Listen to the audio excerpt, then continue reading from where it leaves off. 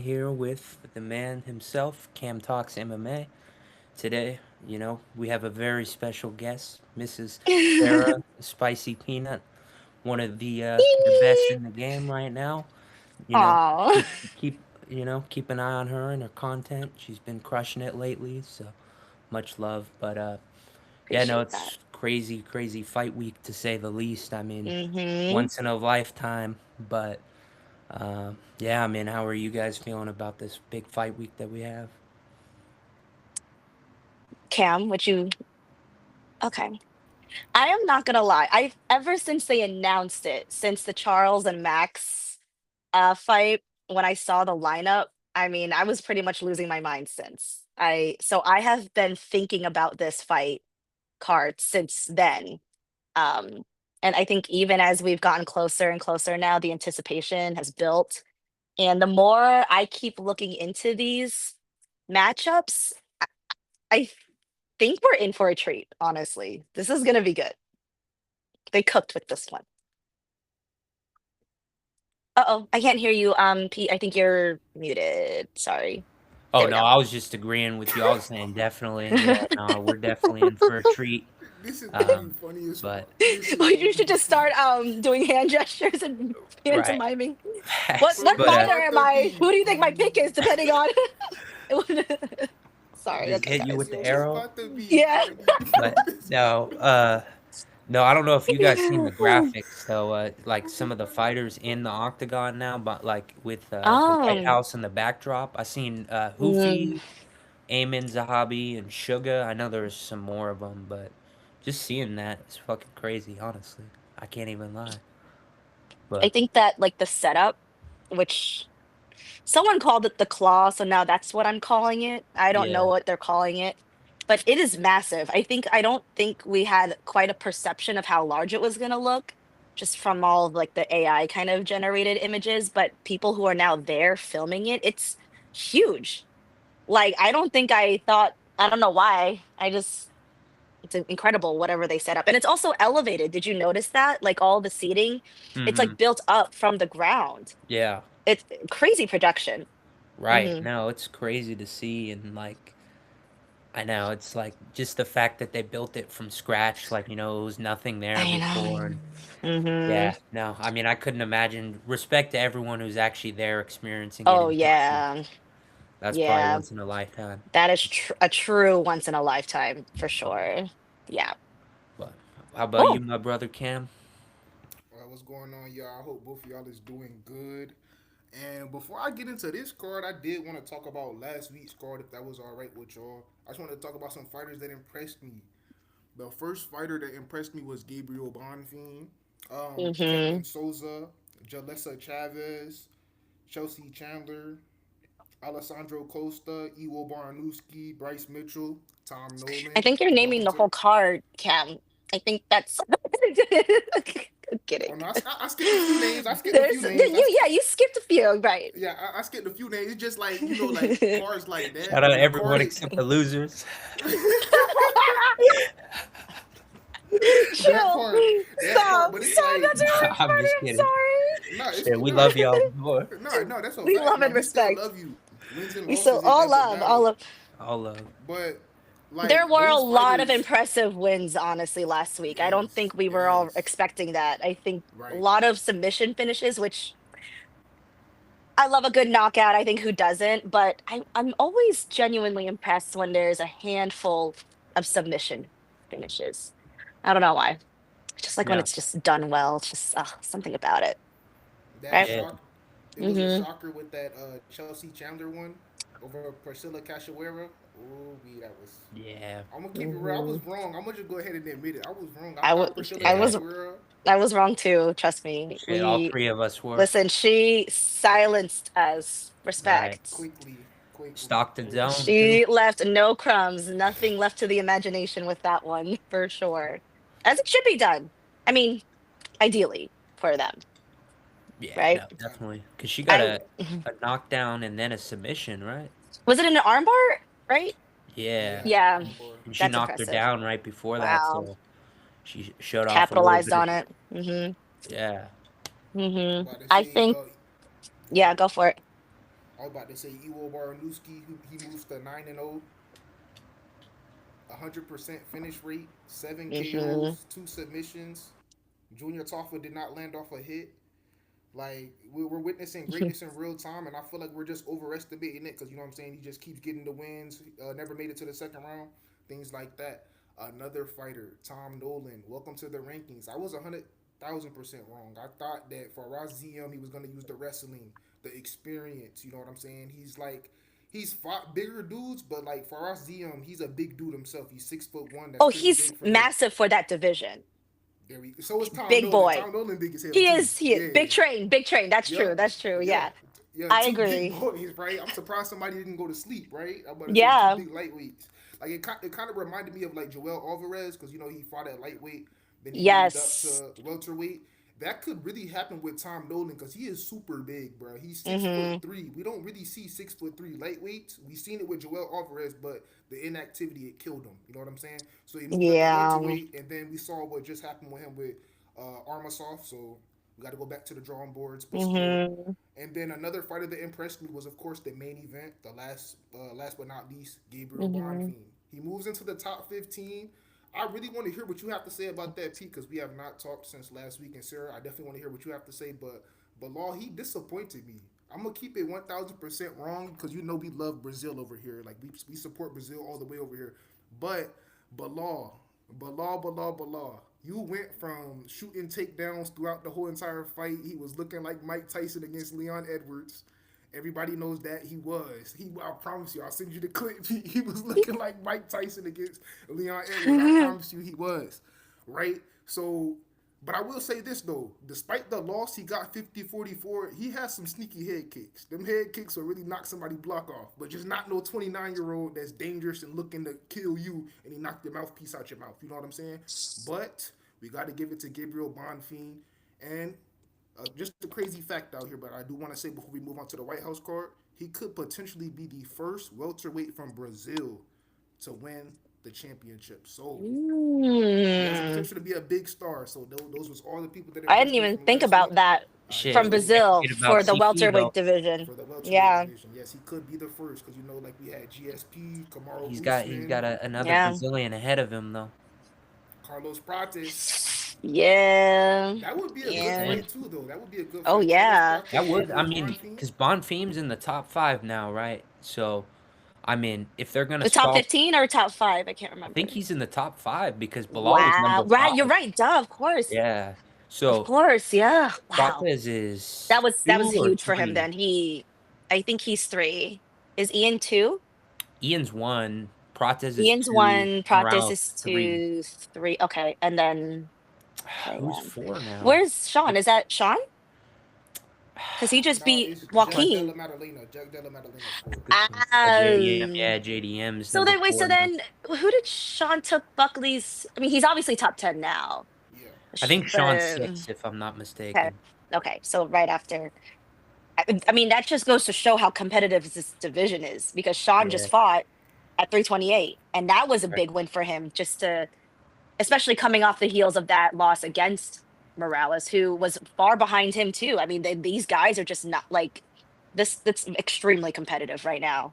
The top 10 is insanely stacked. Yeah. It's Ian Gary 1, Prates 2, Hmm. Morales 3, JDM 4, Bonfim 5, Sean Brady 6, Bilal's 7 now. That's crazy.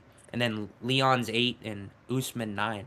So literally Wow. 7 through 9 are all champions, former champions, but And then you've got Islam just sitting on the top of that mountain, and he's just right. like absolutely no slouch. Like this is like a yeah. Dare I say the best division in the UFC, arguably. Maybe not, but it's up there. It's top 2 or 3.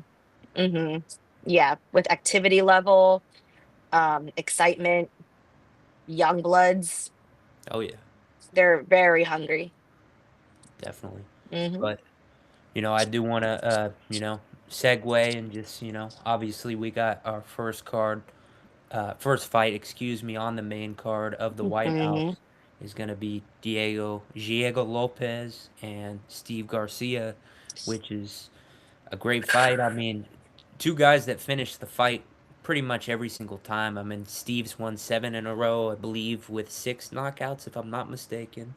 And obviously, Diego's coming off a bad loss to Volkanovski, but Hmm. I mean, we all know that he just got put in there too soon. That fight, respectfully, made no sense. It should have been Mozar or Lerone in that Hmm. fight, but we got it. It happened. It was even, less competitive than the first I fight. was gonna say it was more decisive on the Volk side of things the second Absolutely, time. Yeah, absolutely. just But is what it is.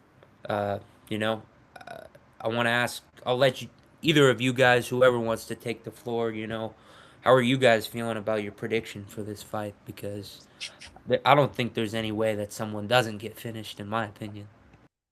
Absolutely. Um, Cam, would you like to start? You can go first. It don't matter.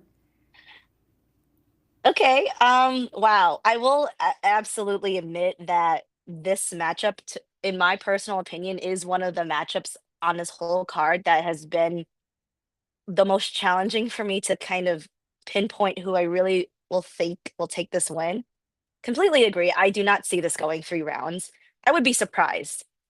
It could happen, of course, but just the way with these two high volume, aggressive fighters, like very forward, like pressure fighters. I just, I mean, if it's gonna go all three, it's gonna be a banger all 3 rounds. A dogfight for sure.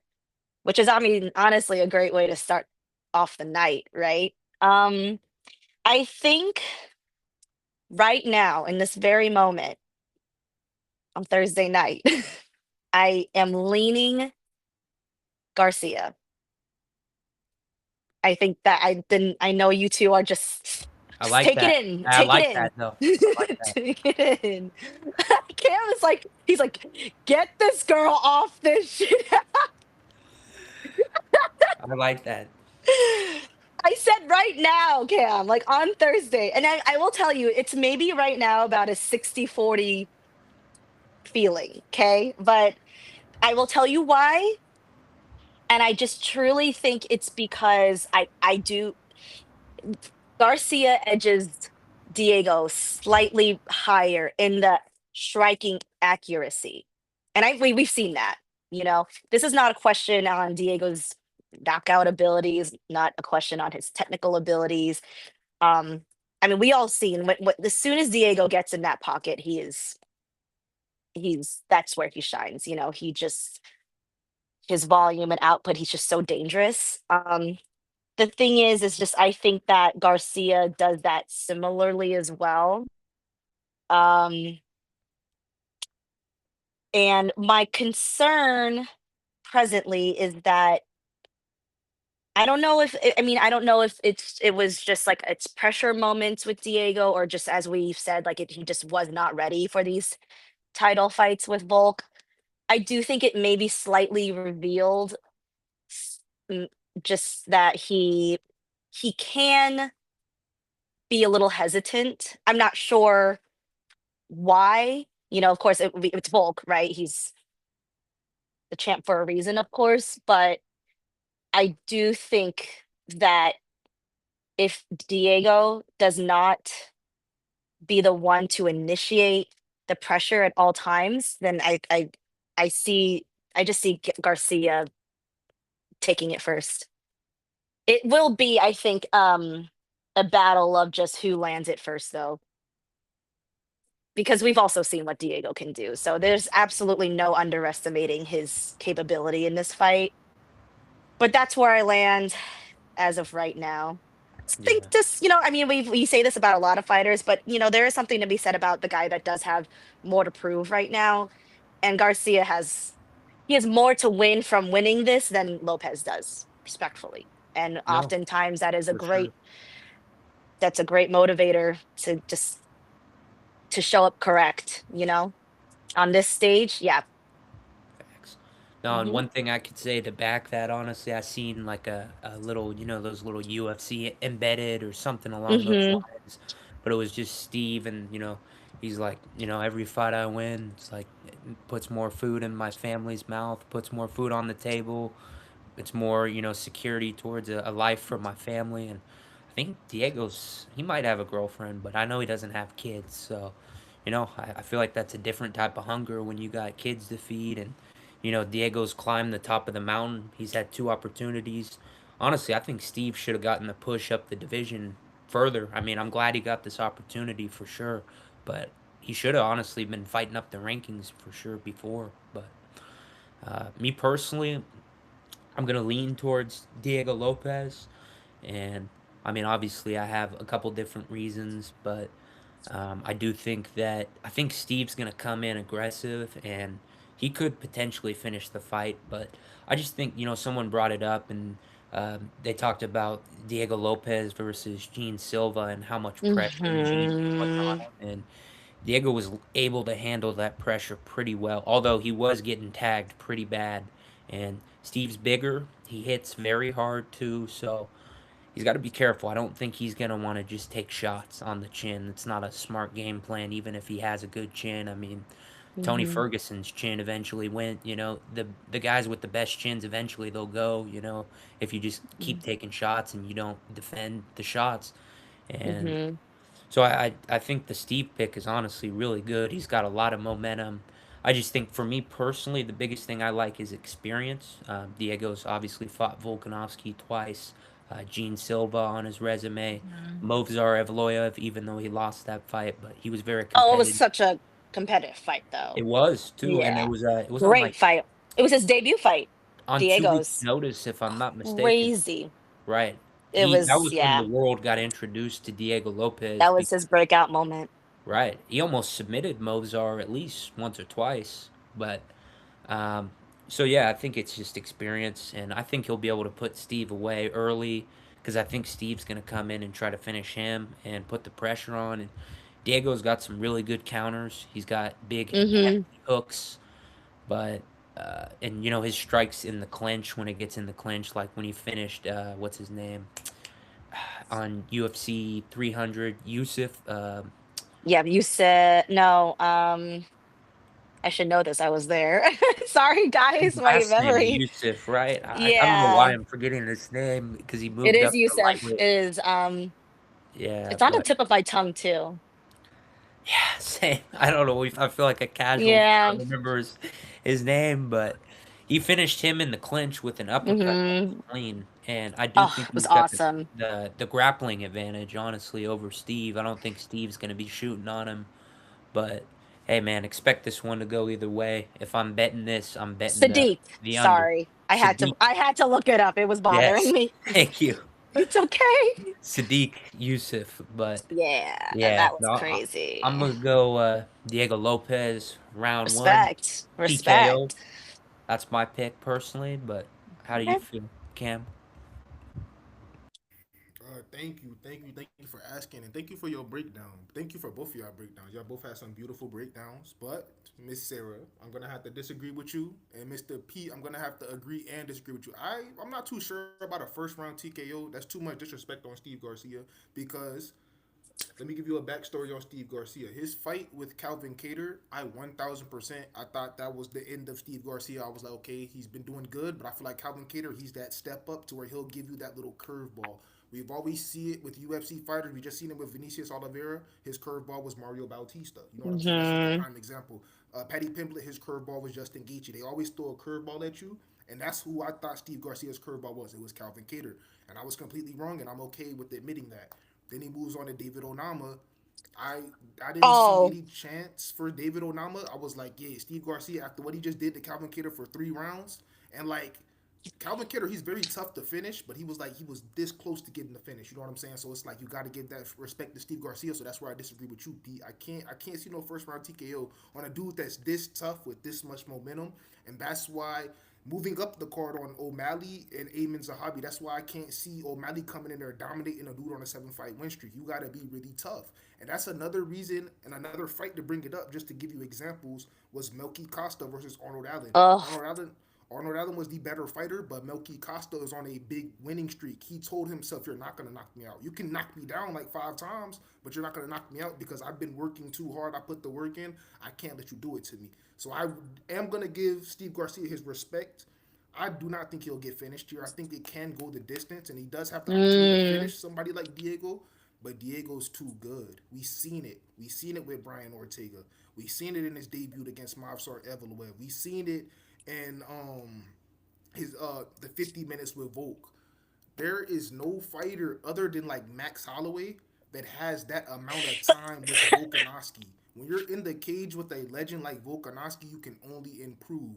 You can't tell me that you're in the cage with Volkanovski for 50 minutes and you're telling me that I'm going to get worse or I'm gonna the next fight because his last fight was Volk. You're not telling mm, me I'm losing my next fight after I just fought one of the best fighters of all time, a Hall of Famer, pound for pound top 15. You know what I'm saying? You're not telling me I'm gonna lose any fights. I'm from Brazil. This is what I do. I put on for my country every single time, and I know it's at the White House, but we're connected. You know what I'm saying? Ecuador, Brazil, Colombia, like we all connected. You know what I'm saying? We all one. We's all a family. You get what I'm saying? He's Mexican, American, and Brazilian. You know what I'm saying? mm, Steve Garcia is Mexican and American. You know what I'm mhm. saying? Two tough dudes. They come from the toughest backgrounds. You can't say I'm gonna finish you. I'm gonna finish you. You know what I'm saying? It's just straight respect. But you can see a finish. It is that type of fight. But I'm giving my respect to both dudes. But with all that being said, I got Diego Lopez by unanimous decision. I feel like the experience, Okay. the aura, and everything like that. He's just going to be too much for Steve Garcia. Like the level of competition, like David Onama, Calvin Cater, Melky Costa, it's not Brian Ortega, Volkanovski, Mavs, or Evloev. You get what I'm saying? So I got to go with Diego. Okay. So I respect that. Great. I love both of y'all's analyses on your picks. Yeah, no, that's valid Yeah. for sure. I can Yeah. definitely see why you're not picking Steve to get finished because I mean he's tough and like you said, he's got that Mexican American background and uh, Diego, even though he's Brazilian, he grew up and his whole career was throughout Mexico and he still trains there and kind of considers himself Mexican too. So yeah, I no, will, great. I just think though something to consider is I think Steve Garcia's training background lends itself to a little bit more of like that old school kind of UFC fighting style. Mm-hmm. You know, he's been with Jackson Wink now, right? Mm-hmm. And we've got people like Holly Holm and John Jones coming from that gym. I For mean, sure. obviously a very, legendary gym for that Yeah. matter, but I think that kind of could lend itself to be maybe a back pocket um weapon for Steve Garcia. I think sometimes these new school fighters get surprised when they are faced up against these guys that have a little bit more of that traditional style, like MMA fighting upbringing, if you will. Mm-hmm. So I think that could be fun to see. That's all. You know, that could be Yeah. fun. It will be fun actually, but I just thought of that just now. No, he's got elite training, and I don't know if you know him, Sarah, but I know Cam knows him, so did want to give a shout out to the boy Max Warwin. He Oh, was out there really? with Steve in his training camp. They were working out together, so I know Awesome. I know he's in Steve's corner too, but Hmm. uh, no, I agree. Steve's got a great corner. That's one advantage. And also another thing, I don't know if people are, I mean, obviously we'll get to him later, but Josh Hokett also trains there at Jackson Wink with Steve. So they both are coming in with a great corner. Great corner. Yep. But Hmm. honestly, I think the next fight for me personally is the hardest one. Like, Oh, I have yes. my initial, like, who I think is going to win. But, like, I've seen so many videos go the other way. Excuse me, Uh, pardon me, guys. Yeah, bless you. Hmm. But Kyle Dockett and Bo Nickel. Um, it's interesting because who would have thought Kyle Dawkins? I mean, I know you guys would know. A couple years ago, he fought Kevin Holland. They had the little headbutt, and then Kevin got knocked out and he submitted him.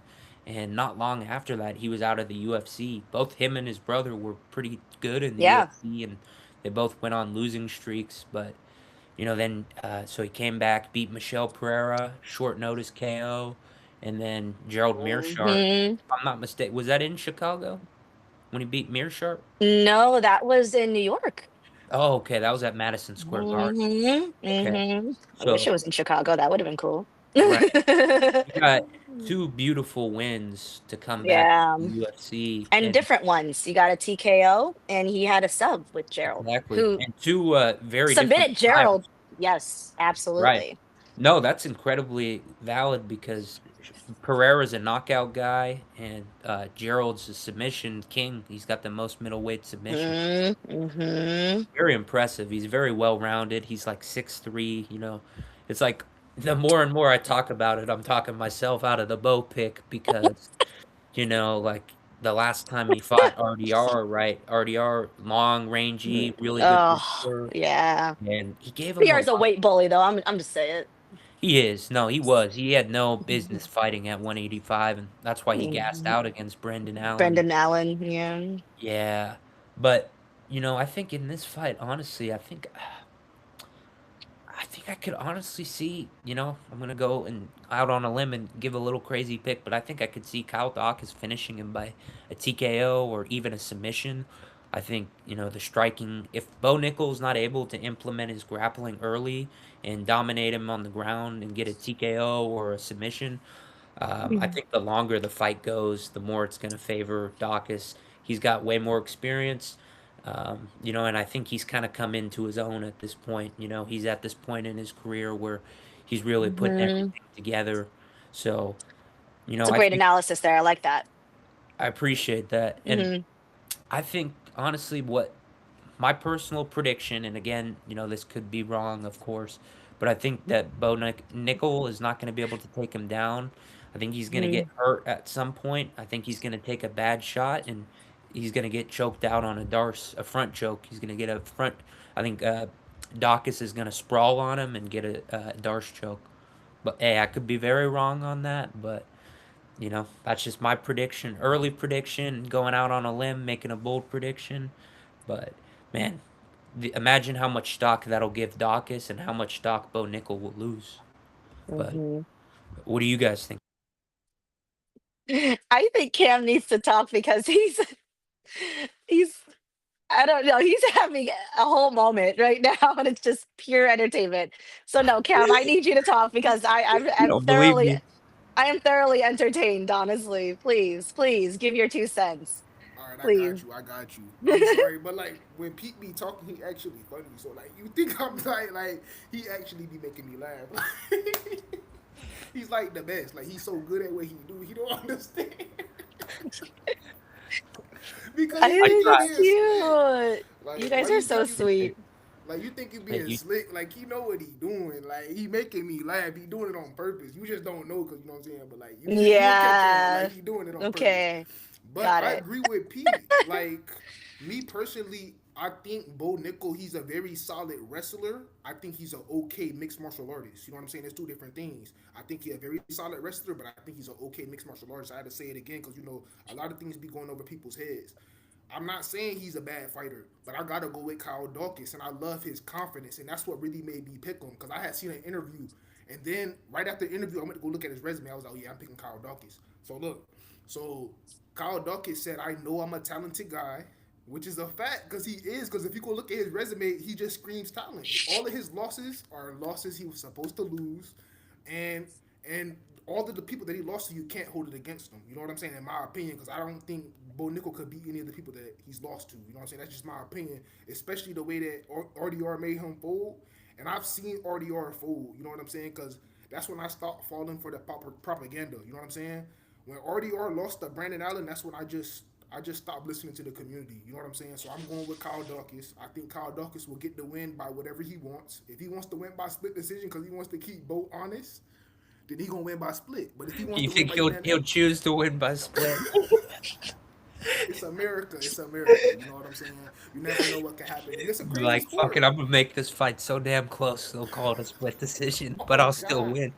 But nah. But listen though, No, I'm he just knocked out. Listen, he knocked out Michelle Pajeda and I was wrong. I thought Michelle Pereira, he too good, he too tough, he the Brazilian strength. You know what I'm saying? I thought he was going to beat Kyle Dawkins. That fight just showed me that Kyle Dawkins should be in the top 15, and I think he will be Bo Nickel. Bo Nickel has not fought the guys that Kyle Dawkins has fought, but if Bo Nickel does get the win here, that stock is going to go crazily up. And that RDR win is gonna, like, people are just gonna start to forget about it. But there's gonna be those real MMA fans like me that are always just gonna keep it in the back of their head that you lost the RDR, bro. You know what I'm saying? But we just keeping it real though.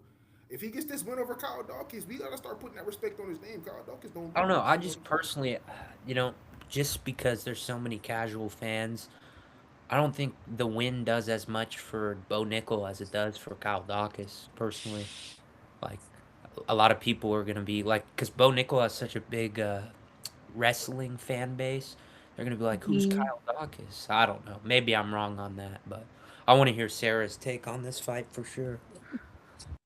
Oh goodness. This truly this matchup, when I like I said, when I saw it, I I knew that I was gonna struggle with this.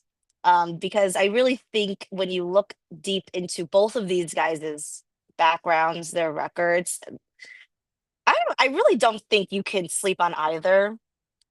Now, there's a lot of points that you both brought up that I really thoroughly enjoyed and could not agree more with.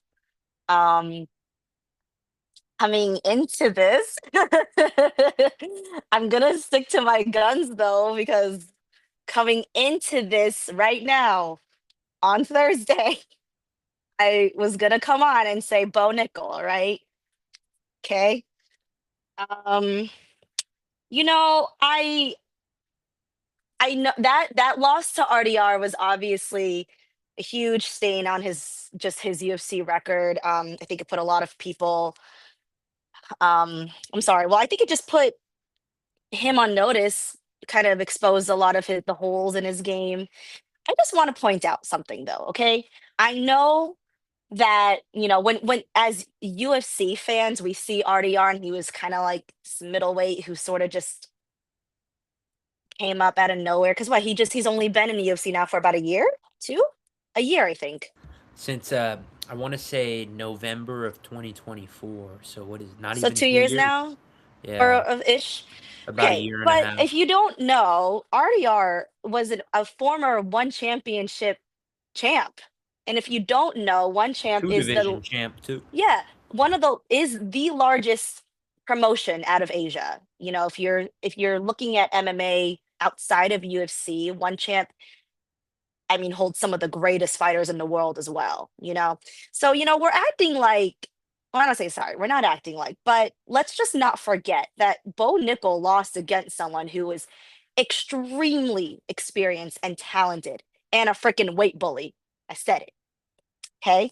But, this was not just some, newbie guy that just came into the UFC. He's new to the UFC, but not new to MMA, not new to being a champ, not new to a big stage. So, and that was what, like a fight night card in Iowa? Like, come on. Like, RDR has seen bigger, he's had better. I mean, that truly, when you look at it from that perspective, that really was not a fight that I don't think Bo was ready for.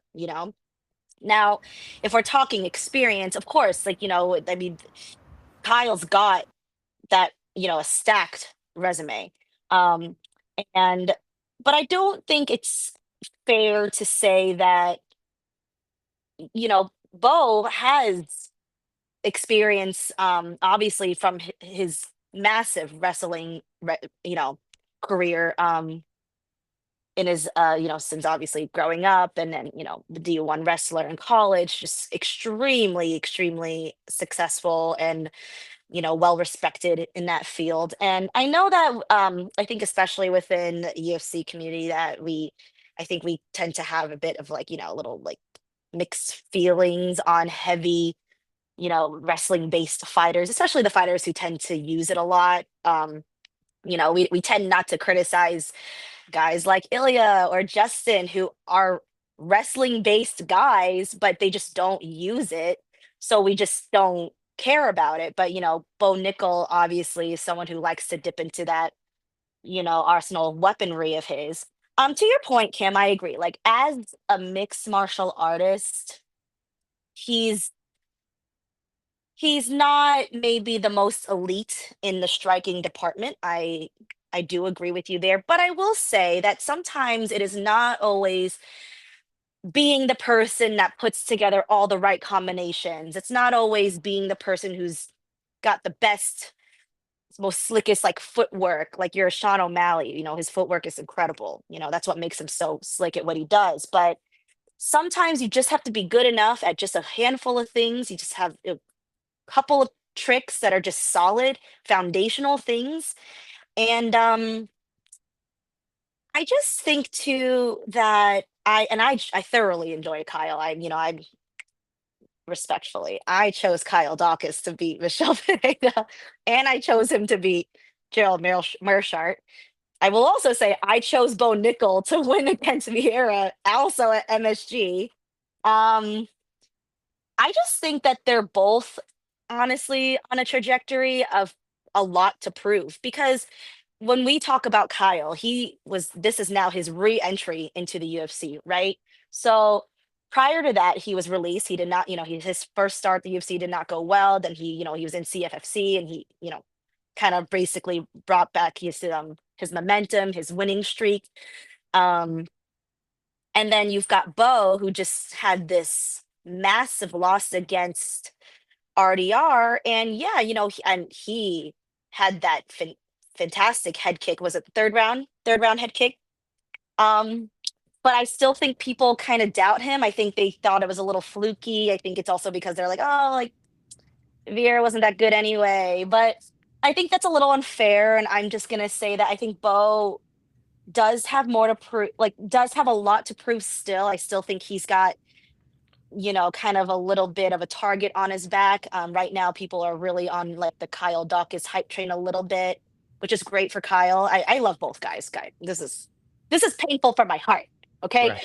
No, I know that feeling. You don't this want is to see painful anyone for lose. my heart. I like both of these fighters so much that even just talking about this is kind of gives me a little bit of pain on the inside. But I'm gonna stick with my Bo pick. I do think that he is fully capable of winning this fight.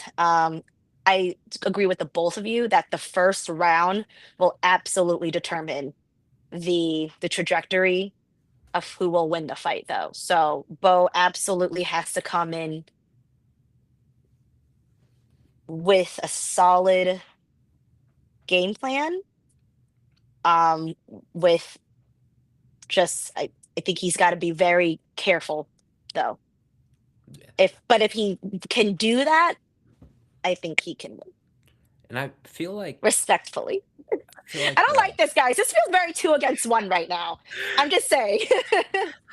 It's shit. okay. I love and I kind of respect. like the Steve pick a lot, but what was I gonna say I mean, you is guys kind of know that my fight card picks always be a little bit like, oh, I don't know about that one, sir. But it's no, I okay. feel you. I'd be like that too for sure. But yeah, no, it's interesting. I do think a lot like the Adolfo Vieira fight is honestly like a lot better than people are giving him credit for, in my opinion. Like, because when Fluffy beat him, everyone's like, "Oh, he beat one of the best jujitsu guys ever." And then when Bo Nickel beats him, flush head kick, like, you know, he's just a punching bag, anyways. And So he was setting it up. Like I didn't think he had that in his bag. oh I don't know no, about you I guys. saw it. I saw it happening. Like, you rewatch the fight. He was very subtly setting it up. And I know that I swear to God, I'm not talking out of my ass. People who were there with me when I was watching that fight, know I said it because I said it. Head kick, head kick. He's aiming for it. I could see it. Hmm. He was slowly setting it up where he would throw a low kick, that classic head kick setup. He was just not as obvious about it, but it was just enough to because that's the thing, right? Like I mean, he did it subtly enough where Vieira didn't see the threat at all. But I mean, I clocked it, especially at the end of the second round. When the third round started, I was like, he's setting that up. He's gonna go Yeah, for it. I I was actually see. very happy for him with that. I Yeah, no, was. that was. I I remember was. watching. I was like, "Holy crap, But that Kyle Vieira's dead." Dawkins one was too. They both had massive wins that night. Like, Yeah, so it's pretty incredible that now they're both being put up against each other, and I think it's going to be a fun one. that's something I didn't even think Yeah. about. Is both of their last fights were on the same card. Both big Mhm. wins, but I do also one last thing about Kyle that I love that you brought up, Pete, because Bo has a good amount of submission wins, but Kyle is absolutely known for that Darce choke. He is also a black belt in BJJ. So if you I'm do not kind of mistaken, have isn't his nickname Darce the Knight? Darce, yeah, which is kind of hot. I, I kind of like that. Um, so I love that you brought that up because as much as Bo has an impressive submission game, so does Kyle. So if it ends up being on the ground, it will be a fun battle of wrestler versus jiu-jitsu guy, I think. Mm-hmm. You know, which I always think those are actually quite interesting when Yeah, done right, when done correctly. It because could be that's some kind we of could how. be in some good scrambles, which I actually quite enjoy, you know. No, because that's kind of how. What do you call it? That's kind of how RDR versus Bo Nickel was, because Bo Mhm. Nickel took him down, and then RDR used a sweep to reverse him and get on top. Mhm. So that was a really good, jujitsu versus wrestling exchange in their first round of that Mhm. fight. But I mean, moving on to Moving on. a banger, another banger, maybe one of the best fights. Maybe not best fights on the card, but it could potentially be just full of highlights. Honestly, just knowing the way these two fighters are. Mauricio Hufi versus Michael Chandler. See you at the top versus Mauricio Hufi, one of the best knockout artists in the UFC versus probably arguably one of the most entertaining fighters in the UFC. Mhm. Um, I mean, I started with the last one, so I'm gonna let you start with this one, Cam. I want to hear your thoughts. Thank you so much, Pete. Because fights like this is where I really get in my bag. You know what I'm saying? Because the media has fooled all of you. You know what I'm saying? This is Cam Talks MMA. He really about to talk to y'all. Mauricio Rufy is from Brazil, so you know I love him. But we gotta be real. You know what I'm saying? He has no experience. You know what I'm saying? None. He has no experience. And BSD showed a lot of holes in his game. You know what I'm saying? A lot of his holes in his game. And I feel like Michael Chandler is the perfect person to expose him for the second time. Because let me talk to you. Michael Chandler has the experience. He has the wrestling. He has a better resume than Mauricio Hufi. You know what I'm saying? If you break down Mauricio Hufi's UFC opponents and you put them right next to Michael Chandler's UFC opponents, you're gonna look at me like, ooh, you know what I'm saying? Cam right, you know what I'm saying? Cam right, you know what I'm saying? BSD, you know what I'm saying? BSD, Rafael Fiziev, you know what I'm saying? Fighters like that, Bobby Green, and then it's like I'm missing one name, but he's not in the top 15, but I know who he is. You know what I'm saying? I just can't think of his name right now. It's just not on the level of Michael Chandler. We talking about Dan Hooker, Charles Oliveira twice, not once, twice, and one of those fights was for the belt. Like that's insane. Like that is like Mhm. that's crazy. Charles Oliveira twice, Tony Ferguson, Yeah. Dustin Poirier, Justin Oh, Gaethje, that Dustin Poirier fight Patty was Pimblett. If you break so down good. the resume, no, even the Patty Pimblett fight, because me personally, I think Patty Pimblett is better than Mauricio Hufi. And I was talking to Austin about this. His name is MMA underscore bet IQ. You know what I'm saying? If you go look him up, yeah, I'm about to say P. You know who that is. I was talking to him in the DMs, and he was like, like you know what I'm saying, like you right, cause like I'm just always talking to people about UFC all day long. You know what I'm saying? That's what I do. Mauricio Hufi has no experience, and if you think like you're brainwashing yourself, it's not you're brainwashing yourself. It's the media. It's these fake MMA pages that go like, "Oh, Mauricio Hufi this, Mauricio Hufi this." The media takes it all because why not have another star? John Anik, I have to call you out. You're a part of it too because it's just like no, he is. I have to call John Uh, Anik out, and you can no, tag him in it's this clip okay. because this is what he John did. Anik, It's you not. hear Yes, It's this is not my not in boy's no. name. No, this is not in no bad way. Cause I look, love the name drops. I Don't love make me it. no, call I have Jason. to. I I have love to it. because no, because what he did was crazy. Because once I explain it to y'all, you're gonna go like, yeah, John Anik, you're crazy. So they was talking about the return of Conor McGregor, right? And he was saying, I don't really want him to fight Michael Chandler. Okay, that's fine. You don't want him to fight Michael Chandler. He said that he would rather have Conor McGregor fight Mauricio Hufi. You want to know why he would have that fight? because he wants Mauricio Hoofy to build his name off of Conor McGregor, and I don't like that. You know what I'm saying? We're not gonna Mm. tote a legend like Conor McGregor and Mauricio Hoofy and sacrifice Conor McGregor to blow up a name off Mauricio Hoofy. We're not gonna Yeah, do that. but I mean, he's I see already what he was trying to fighting do though. Max Holloway. You know what I mean? They're already Right. technically, if you Right. want No, to call it a this was like a long sacrifice. time ago. This is what I'm saying. He was trying to like Yeah. help Mauricio Well, Hoofy do you remember they were help the talking about propaganda. Prates versus McGregor on the White House? Yes, I do remember that. Yes, I 100,000% remember that. And There's no way Prates was that Comical. saying he's even scared. real. Yeah. Yes. Yeah, I'm about to say. Jorge Masvidal said he wanted that smoke at the White House. Kobe I Covington. oh, Colby. Oh, Oh Kobe, man. America's champion. But with that being Honestly, said, but yeah, with no, all it's okay. that Go, being go, said, go. I think that Michael Chandler is going to be the toughest fighter besides BSD that Mauricio Hoofy has faced. And then on the flip side, this is the easiest fight in the UFC other than Dan Hooker and a washed Tony Ferguson for Michael Chandler. So if you think about it, this is Michael Chandler's world to come out here and prove to everybody, because nobody thinks he's going to win. He's like the plus 600 underdog. This is a perfect opportunity for him to get the win. See, but I will say this though. I was telling him I think Mauricio Hoofy will win because Michael Chandler's 40 years old. But if Michael Chandler was like 36, 37, you know what I'm saying? This is fair play. But with all that being said, I Yeah. still think Michael Chandler can get this done, especially him being at home soil. But I won't be surprised if Mauricio Hoofy gets the win because Michael Chandler is 40. But my pick is Michael Chandler. I just want y'all to let y'all know that. So it's probably going to be a 2v1 here, but my pick is Michael Chandler. I have to go against Brazil. It's just he didn't. It's just that BSD fight, BSD versus Michael Chandler. That's a closer fight than what y'all think, and that's just like the media can brainwash you to make you think that Michael Chandler is not a good fighter, but he'd have a good fight with BSD, and I can promise you that. That would be a very good fight. I promise. Right. Michael Chandler versus I don't BSD even would be a think, very good fight. if I'm being honest, like I don't think it's the media brainwashing anyone. Like, I just think it's just like recent results. Michael Chandler's 2-5 in the UFC, right? BSD or Mauricio Hoofy, excuse me, is either 4-1 or 5-1 with 3 knockouts and 1 decision. Um, so I just think it's just like the recent results, you know what I mean? And Hoofy's had these highlight knockouts, like over Fiziev. That was a solid knockout, and then Oh, I Bobby honestly. Green, King Green. Yeah, that was Exactly. I was literally crazy. thinking about this the other day. I'm like, that win has aged so well. At the time, I'm like, oh, okay, he beat Bobby Green, like everyone low key had. Not really, but you know what I mean. Like he lost. But then he goes on this 3 fight win streak over Zellhuber, Lance Gibson Jr., and then Jeremy Stevens. I mean, now he's gonna fight Terrence. I mean, shout out T Rex, Terrence He's McKinney. so active right now, Bobby King Yeah, Green. Sorry, King Green, guys. King King. Green. Excuse me, not King, Bobby. not Bobby. Or as Patty would say, he was born Robert. But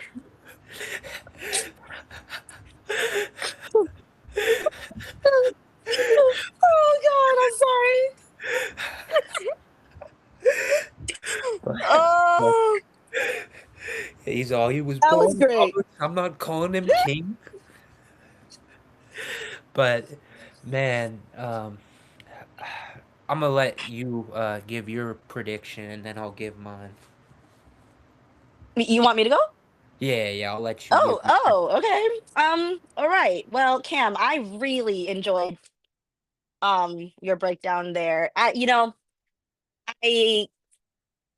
I think really what it is as far as like when you talk about like the media, I truly think it's because of the fighting nerds hype train. You know. Now, which is valid. I mean, that camp, whew, I mean, it was Mauricio, John Silva, Bruna Brazil. Sorry, is that her name? I'm sorry. Yeah. Bruna? Sorry.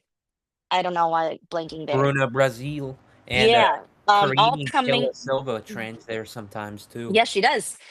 And so does Cesare Oleg, I can't say his last name. Oleg. Olejniczak. Yeah. And Johnny Walker has been there, I think. Yeah, he Could is. be wrong about Even that. Peloton's even stopped by. Hmm. So, this gym kind of all within in one summer or one was it like whenever the didn't quite contender series was, which is technically fall, but 2025 was like the rise of the fighting nerds, you know? And they just built this like empire like overnight. And so I think that's really where the hype train is coming from. But Cam, I must point something out. That that BSD fight absolutely exposed a lot in Rufy's game. And just to say, after that fight is when he left the fighting nerds and went to Australia and is training with Bulk. Um, Bulk is here. He's in DC with Mauricio. And what is Bulk's bread and butter? You know, wrestling, grappling, you know, and I think, and I would just say this, I think that that move was probably the best thing for Rufy to do. He looked at himself, he looked at that fight and realized, like, ooh, if I need to get better, and you know, I mean, obviously, I don't know all the internal things that happen at gyms or at, you know, especially, of course, what the things with the fighting nerds and everything of that nature. But he looked at himself and realized that whatever he knew he needed to fix or to get better at, he wasn't going to get it at the fighting nerds. Of course, I don't think he meant it disrespectfully, but sometimes like these fighters just have to make these decisions to go to different camps and train somewhere else and make these choices. Um, and I'm really proud of him for making that choice because he could have easily stayed with the nerds, easily stayed with the hype train. And I mean, and I say hype train respectfully. I don't say that in a way where, you know, what they've built there is for nothing. You know, they've absolutely come up with, you know, a formula, if you will, to really build these incredible fighters, right? But I think I give so much credit to Rufy for just knowing himself enough to leave and going to train with Volk. And we all kind of know, like anyone that's kind of within that circle with Volk, um, it typically comes out with pretty good results. And I think that this Chandler fight will be a huge test for him because we'll see, did he learn from that BSD fight? You know what I mean? And I kind of think he will. I think, you know, with the way that he just, it seemed as though to us, the way that he just decided to leave, completely leave and just, you know, go to Australia. I mean, I think that that's someone who's working with a sense of urgency, someone who understands that if he's going to be in this division, which is one of the most competitive divisions to be in right now, like he knew he had to make the change. And I think that the fruits of his labor are going to show on Sunday. And so with that being said, I think that Rufy is going to win. Also, to your point, because Chandler is at the beautiful ripe age of 40. um, Aging beautifully, you know, but I just think that I gotta go with Rufy here. Love Chandler too, though, you know, but I think Rufy's gonna take this. He's not. I just think he's smart. He's just, yeah, strong fight IQ. I just think he's got it. Amen. No, I agree. You know, uh, sh- That Cam. I'm kidding. Sorry. shout out to meu favorito brasileiro, Mauricio Luffy. But yeah, no, I just think it's like I mean, I'm not always fucking spot on with my predictions, but I will say this: I predicted him to lose against BSD, and I kind of thought that exactly what happened might happen. They're just like BSD is gonna use the grappling. He's got the home momentum, and Hoofy struggled. I think there was actually a Hmm. point in that fight where he reversed BSD and got top position, and he should have got back to his feet, but he tried to grapple Hmm. with him, and I think he got reversed again, if I'm not mistaken. But Worst thing to do against BSD. yeah, We don't want to exactly. test that water with him. But the way I look at it is that Michael Chandler could wrestle, but more than likely he's not going to submit him. more than likely he's not going to ground and pound TKO him. And, I think, he's been inactive. The last fight, he got beat up pretty badly. His face was torn up. Like, I don't know if you guys remember Mm. that visual, but his face was torn up against Patty. He got hit with that knee to the face. And so we haven't even seen him since last April. It's been over a year. That was UFC 312, if I'm not mistaken. 314, Miami. 314. Yeah, Hmm. 314. Volkanovski versus Lopez won, right? One. Yeah. And so it's been well over a year now since he's fought. And I think Hoofy just, in his last fight, I actually predicted him to win. I was like, the range, the length. He's such an elite striker. And I think Chandler's honestly going to go out there and try to strike with him. And I think he's going to make a fatal mistake. And personally, I'm seeing, I think we could see a flying knee. That's kind of a crazy prediction, but I Chandler's like been that. hit I with like some that. knees before, and Hoofy actually, if you remember when he fought Jamie Malarkey in his debut, he was throwing that scissor Hmm. knee up the middle, and Mm. he's just so dangerous. He's so good. He's so dangerous. He's so, fun to watch. You know what I mean? Like, just the way he flows out there, the way he fought Fazeev, he stayed very calculated and he stepped Hmm. back, hit him with that right hand, perfect And I, timing. yeah, sorry, didn't mean to cut you off. No, no. What were you saying? I was just in full agreement there because I think that we should not underestimate how good Fiziev is. Yeah, Like, for sure. ridiculously talented Muay Thai fighter. And if I'm not mistaken, Yeah. most people were kind of leaning Fazeev. Like, if I I remember was one earlier of in those the year, people, yeah. okay? Hey, I'm not hating. I'm just saying, a lot of I was people one of those lost people. a lot of people lost faith in Hoofy after he lost to BSD, BSD. and I was like, man, y'all must have forgot because he ain't done yet. Hmm. But Hmm. I do Hmm. agree with Cam's point for sure, though. I do think the fact that, like, 35, 36 Michael Chandler 2, 3, 4 years ago, this is a very competitive fight, in my opinion. But I think 40, 41 years old, spending all that time waiting for Connor, I just think Chandler's in it to make a good payday. And I mean, obviously, that's what they do for a living. But, you know, I think He's got the three kids. I get it. exactly.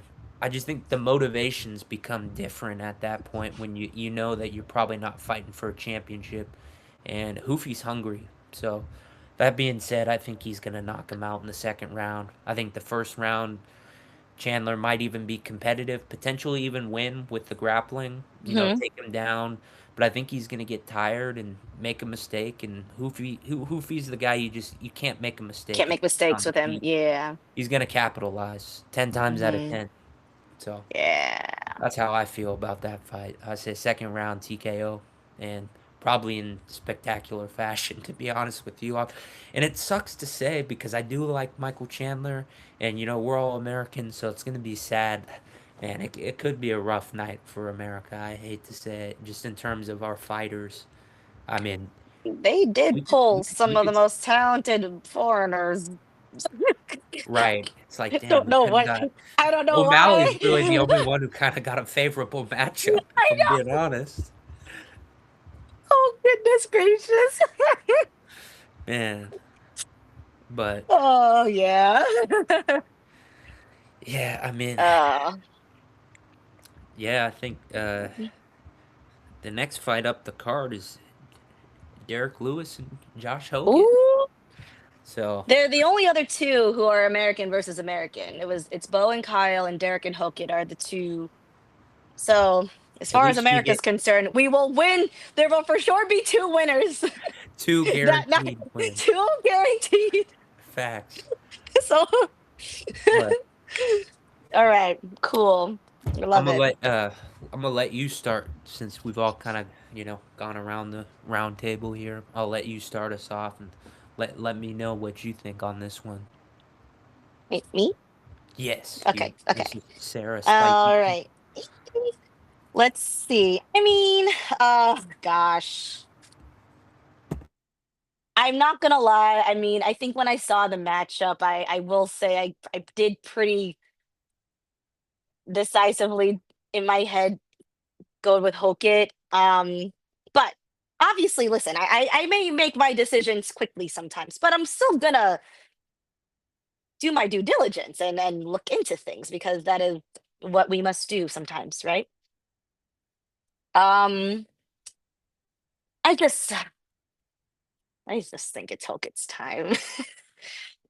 Derek's got he's the most knockouts in UFC history, right? It's that one? Is it that one? I think he's got the most knockouts in UFC He history. does.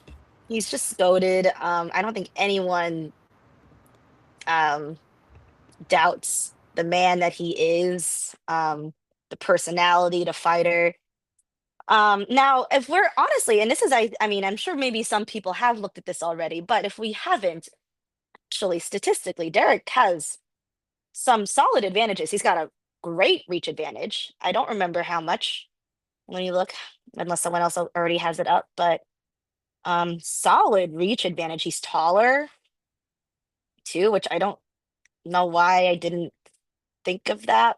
Just for some reason, Hokit looks taller to me, but that could just be the robe and the way that he presents himself. Sorry, I'm looking for my thing here with Hokit and Lewis. Pardon me. Yeah, Lewis has a 79-inch reach, and Hokit's at 73 and a half. That's actually quite significant. And to much respect to Derek, it only takes one. We all know that. It takes one, and it's one and done, right? And put the lights out. So, and we listen. I mean, if we're talking about like Derek comparatively to Curtis Blades, and I quite like Curtis Blades personally, but I mean, there's just no mistaking that Derek still got that power. That's absolutely still there. Now, so if Derek really is going to play to any advantage, he just needs to time that shot perfectly, you know? Um, but I do think that Hokit, I mean, he's just so much more athletic. And, Derek just struggles so much with these athletic guys. Hokit coming from a football background. He's agile. He honestly is for a heavyweight. He's built well. He can wrestle and he can take guys down. He could take big guys down too. He's not just a heavyweight who just kind of tries to put pressure and tries it and sort of attempts to take down. Like he can get it done. He's just very strong and young, obviously. Um, and yeah, I just think that, if Hokit can avoid that shot from Lewis, if Hokit manages to maybe try to get him to the ground, I just every time I see Derek get on the ground, I just kind of it's just never good for him. I feel so bad saying that. I like Derek Lewis a lot. It's one of my favorite vets. Who doesn't like Derek Lewis? But yeah, I just think it's Hoket's time. He's just younger. I don't think the reach advantage even scares him. I think that's the thing too. He's so not afraid, or at least seemingly, he comes out with just all this confidence. And I don't think it's like it's cocky, but it's not like it's baseless. If that makes any sense.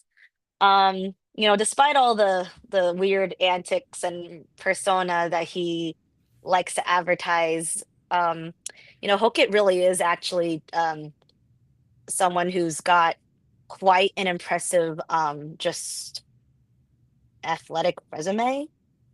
Okay. It's not he's not someone who just I mean he did stumble into MMA, if you will, but he came from a very strong football background. So this is someone who it has absolutely been disciplined in his life, someone who's had to stay athletic, someone who's had to make sure that he's in tip top shape in all avenues because that's absolutely required to be a football player. Especially a football player at the level that he's been at before he transitioned into MMA. So you know, as much as he is so seemingly unserious, I think he's actually quite serious, and I think he's just gonna do it. Facts. Love you, Derek, though. Love you. Promise. All We right. all love Derek. Yeah. except his cup probably don't love him. Fuck. I'm sorry, I had to throw that one in there. Fuck. But shit, you want to go, Cam, or It don't matter to me, brother. However you want to do it. well, shit, then I'll go and I'll just Yeah. say, no, I love that breakdown. I agree with the vast majority of it, and I don't know. I personally think, I think that respectfully, Derek's gonna get violated. I mean, I hate to say it, but I thought Curtis Blades was gonna beat Josh Hogan, and I was like, man, this guy's built different, bro. The way he just walked in, walked him down, started swinging, damn near knocked him down within like the first minute of the fight. Like he's got hands, he's got striking, and obviously he's got the very good wrestling background. So he actually, funny enough, he wrestled Bo Nickel back in the day in college. So you know, those two actually wrestled back in the day. Bo Nickel won, of course, but he's a beast, man. I mean, he's got the NFL background. He's got the wrestling D1 in college, and I don't know. I do think like Sarah was saying, like a lot of people think that this is just a persona, and it's like it's not a baseless persona at all. Like he's really that dude. He's really built like that. He's probably one of the most athletic heavyweights we've seen in a minute, to be honest with you. So I think if he's smart, which he is, and I think he's learned a lot from his last fight. He's got, like I mentioned earlier, he's got a great corner in Jackson Wink. I think he might strike with him a little bit, but I think he's gonna go in there and look to shoot early, take him down, and ground him out early. That's what I think. I think he'll flatten him out, ground him out. I'm gonna say probably within a minute and a half to 2 minutes, and you know, Derek's got one chance of landing an uppercut or something. But man, I picked Derek to beat Waldo Cortez Acosta, and I feel like that was one of my worst picks of the year because, God, he was just wobbling around in there, looking sloppy. Man, I'm not even hating. I love Derek Lewis, but man, he just did not look like the same fighter his last fight. He looked like him and Waldo were on two different levels, and I think they were. So yeah, I'm picking Josh all day, and honestly, he's gained my respect. I'm from California, so Mhm. gotta support my brother from Cali too, even though he's from Bakersfield and then I think Fresno area. So, but Mm. I fuck with Josh Hogan. I think he's gonna win this fight in the first round, quite easily, in my opinion. Could be wrong. Beautiful breakdown from Pete and beautiful breakdown from Sarah. I appreciate it. You know what I'm saying? I appreciate people who actually care about MMA enough to break it down the way that y'all did. So I appreciate that a lot. Just wanted to say that.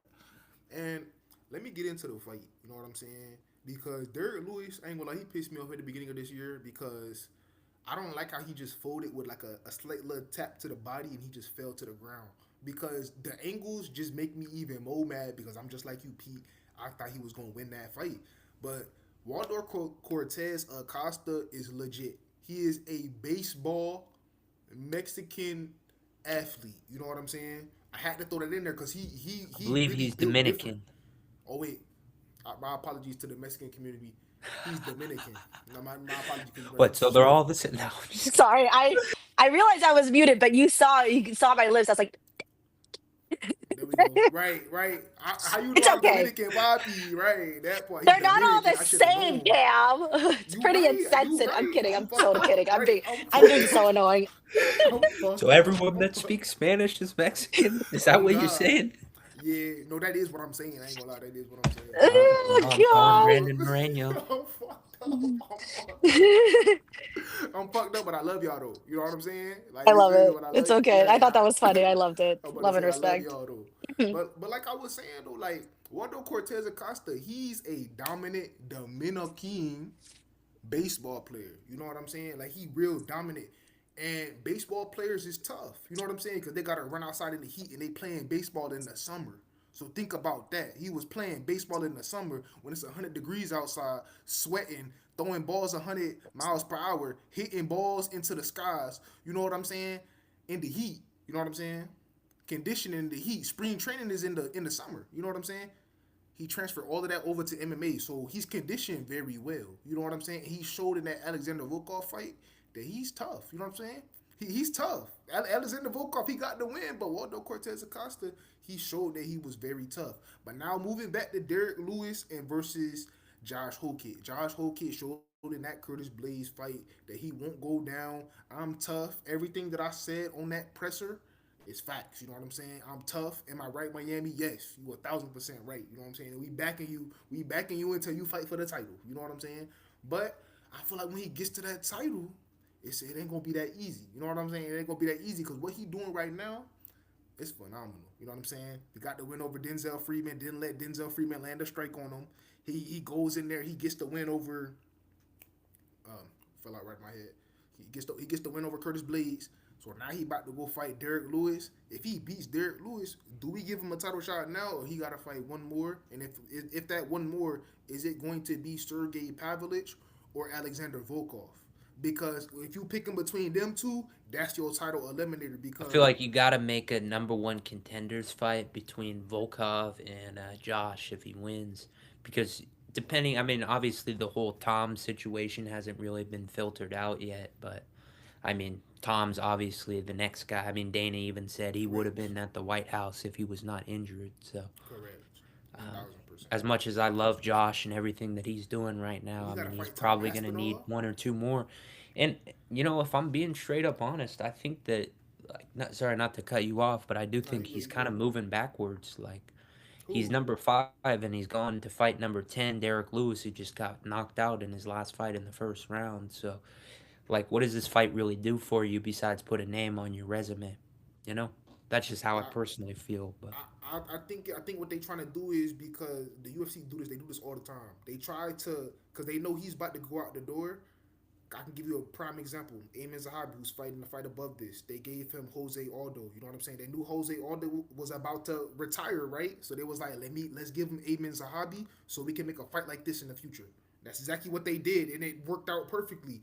Jose Aldo was 42 years old. Amin Zahabi was like 36, 37 at the time, and he was going up. He was 13th when they fought. Jose was in the top 10, so that fight when he beat him, it moved Amin up into the top 10. You know what I'm saying? So I feel like what they're trying to do is it's just the opposite because he fought Curtis Blades. He wasn't supposed to win that fight, but he won the fight because if you break down the resumes, Curtis Blades was supposed to get that dub if you asking me. But people may disagree with me. So he gets the win, it boosts him up. His fight before that was Denzel Freeman. Who goes to Denzel Freeman to Curtis Blades? Nobody. You know what I'm saying? Nobody. well, But not to Josh Hokett mention did. too, Go ahead. this is only in total. This is only his fourth UFC fight. Correct. Wait, That's wait, is pretty it? crazy that he's Is ranked. it? Wait. Oh yeah, that one dude he beat He up in went Apex. Max Yeah. Jimenez, if I'm not mistaken, is his name. Then Okay. Denzel, then Curtis, and now Derek. Right. Wow. And he's He's only been in the UFC for like less than a year. He got his Yeah, contract back in like November or November. whenever yeah. the right November is the day. I Yeah, don't know literally why. November Yeah. was his Yeah, UFC debut. Everybody and I was think hating he. on him. I'm not gonna lie. When I saw his fight at the Daniel Contender Series, I knew that I even then I was like, he's the real deal. Yeah. Yeah. To be But honest but with but you, I I'll, do I'll want to say fully this. admit, Oh, go ahead. Go ahead. like, when like, sometimes I'm not always kept up on Contender Series just because most of the time it's been on, I'm always working when it's on. So, but, like, I was not familiar with his game. If I'm being, I mean, I watched the Jimenez fight and I watched the Denzel Freeman fight. I'm like, okay, he's good. Like, he's probably gonna beat most of the top 15 or 10, but I was like, Curtis Blades is just too big. He's too good of a wrestler and he hits too hard. And shit, none of those things ended up being true. He ended up looking like a savage in that fight. And honestly, it was one of the best fights I've ever seen live personally. Or I mean, I wasn't there live, but just, watching it live on TV was nuts. Fight of the year, arguably, so far. Oh, And absolutely. I just Oh, want to sorry. say one more. No, no, no. I just want to say one more thing, and then you can go. No, no, I no, you're just do good. wanted to say so they had some beef. It was Josh Hokett and Steve Asplin. They're two very good fighters, but clearly Josh Hokett has Hmm. just taken off. But I still want to see that fight. I'm pretty sure we know how it was gonna go, but they had some beef going on. I wanted to see that. That would have been an unranked Yeah, that would have been heavyweight kind of battle. cool. and that would Hmm. have been elite. But Josh Hokit took off. But I did want to say that. But I gotta go with Josh Hokit too. I feel like Derek Lewis, he just folding off of jabs. You can't pick somebody who's folding off of jabs, and they're not even touching him. You know what I'm saying? He's just folding. Like he just doesn't want to be in the octagon. Give me my 100,000. Let me go. You know what I'm saying? That's what he's trying to do. Hmm. And I just can't. You know what I'm saying? So I got to go with Josh Hokit to get it done. Well, we all agree on that one. Shit, I can't There lie. we go. Finally, finally got the big three picking together on the same pick. Hmm. But There we go. Excuse me, pardon me. You didn't hear that. you're all good. But I'm trying to think. I mean, moving up the card is we only got three fights left. The featured fight. I mean, Sugashan versus Ayman Zahabi. Obviously, that's a high implication fight. I mean, we're looking at more than likely the winner getting a title shot, depending on how it goes, of course. And we haven't seen Marab and Yan 3 yet. I think that fight still absolutely has to happen. But um, this is a huge opportunity for Ayman Zahabi. Shout out TriStar, shout out Ayman and Faraz. And, um, you know, uh, I don't know how I'm personally. I would like to hear your guys' breakdowns first. But yeah, no, I mean, I know how most people are probably leaning in this fight, especially most Americans, if I'm being honest, and probably most Canadians. I think, respectfully, I think a lot of people, like Canadians and English people, and maybe us Americans too, but I feel like sometimes we have a bias towards our own fighters, but especially smaller countries because they have less fighters. I feel like they tend to have more of a bias. So, but I don't know what you guys are leaning towards on this one.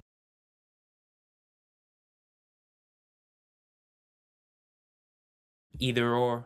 There's no Cam. Oh man. Oh, okay. Cam? Okay. Yeah, yeah. Okay. Well, put my little chopsticks down. Um, oh man. I like Zahabi. I just all everything points to Sean O'Malley though. It's just it's really this is hard. I mean, and I know I'm quite known for having some delusional picks, as we will all find out very soon. But I'm not sure if I can be Delulu in this one. I just and I think actually Zahabi's quite good. I mean, listen, he weathered that storm from Jose Aldo in the first round. I don't know how he survived that. I thought he died. I like I thought he got his head kicked off. I, I was like, it's done, it's done, and I don't know how he survived. And so, there's absolutely no doubting that this man, as much as he's now in the later parts of his 30s, like he is here for a reason, and I respect that a lot. And I, of course, you got to give it to the guy who, of course, is kind of being put up against Sugar Sean O'Malley. Come on, not even just, of course, one of the best bantamweights that we have right now, but like one of the biggest stars in the UFC. And it's just like it's just the pressure of Sean O'Malley being Sean O'Malley. Um, and I think it's another one of those where it is a little bit of, it seems like it's this layup for Sean to win and just to make Sean look great, make America look amazing. Um, and just to, yeah, but I have to pick Sean anyway. I know. I know. I do. I just think, uh, um, well, yeah, I don't think I have much more to say, actually. I just think that it's what's that phrase? I'm not going to actually throw out a quote if I can't think of it, but the writing's on the wall, like for Sean O'Malley, just really is. And Hmm. Eamon Zahabi, I think he's just too slow, seemingly. I don't Right. think he can keep up. And Sean truly, and his footwork. is just really slick. That's how he just manages to just sneak in those really swift, jabs and everything. So it's just yeah, love and respect is a hobby. Love and respect Canada. But I just think that Sean is gonna take this. I think he is too big of a beast, if I'm just being honest. Definitely. Mhm. No, I Respectfully. respectfully, of course, I always respectfully, have of to end it course. with respectfully. Right. I I don't agree. say that. Right. Um, I like Zahabi actually, but just I gotta go with Sean on this. Yeah, I feel that, especially because, like, we're Yeah. all the same in terms of, we're not like the type of fans that are just haters. There's so many haters and so many UFC fans. Like, I'm not, bashing anyone, but a lot of them are just so negative. They're so quick to turn on a fighter and, bash them. And, like, we're all human beings at the end of the day. So I think that's something we all got to take into account. I know I like how you always say respect because even me, I feel bad making picks sometimes because I've like done collabs or whatever with certain fighters, but I do want to hear Cam's breakdown, and of course, that was a beautiful breakdown by you. I like your take, and honestly agree with it a lot. So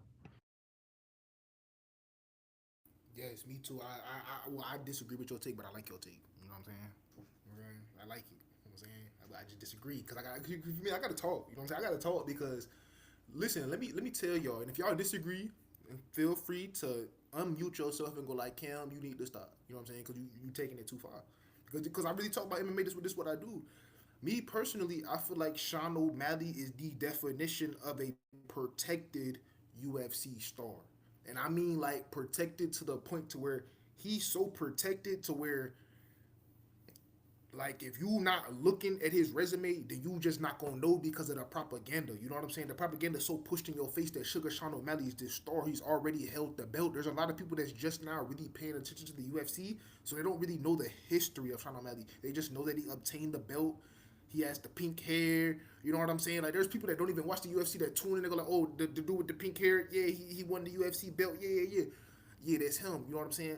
But he ain't been in no gritty matchups. His only gritty matchup, and what I mean by gritty matchup is that matchup to prove that you belong in that top five. That matchup to prove that you really elite, Sean O'Malley. And what I mean by really elite, Sean O'Malley on the come up, right? All of his fights up until he fought Pedro Munoz. I promise you, you can go look at the resume, and if I'm wrong, I'm telling you, unmute yourself and say, no, Cam, you wrong. So all the way up until Pedro Munoz, all favorable matchups. Sean O'Malley was supposed to win every single fight, but he ran into a curveball, which was Marlon Chito Vera, and that's why I respect Marlon Chito Vera so much because he capitalized off of the fame. You know what I'm saying? He was like, y'all finna give me this fighter who's not on my level. Okay, I'm gonna go out here, I'm gonna beat him, and I'm gonna go beat Dominic Cruz. I'm gonna go beat Frankie Edgar. I'm gonna go beat Rob Font. I'm gonna go beat all these other people. Chito Vera, definition of get in, get rich, fought for the belt. You've done everything. You've succeeded in life. You know what I'm saying? So shout out to you, Marlon Chito Vera. You capitalized off the fame. Shout out to you, Marab. Y'all capitalized off the fame because he's a protected UFC star. When they put him against real fighters, including that Peter Yan fight, you know what I'm saying? When they put him against real fighters, what I'm trying to say is Amin Zahabi, he a real fighter.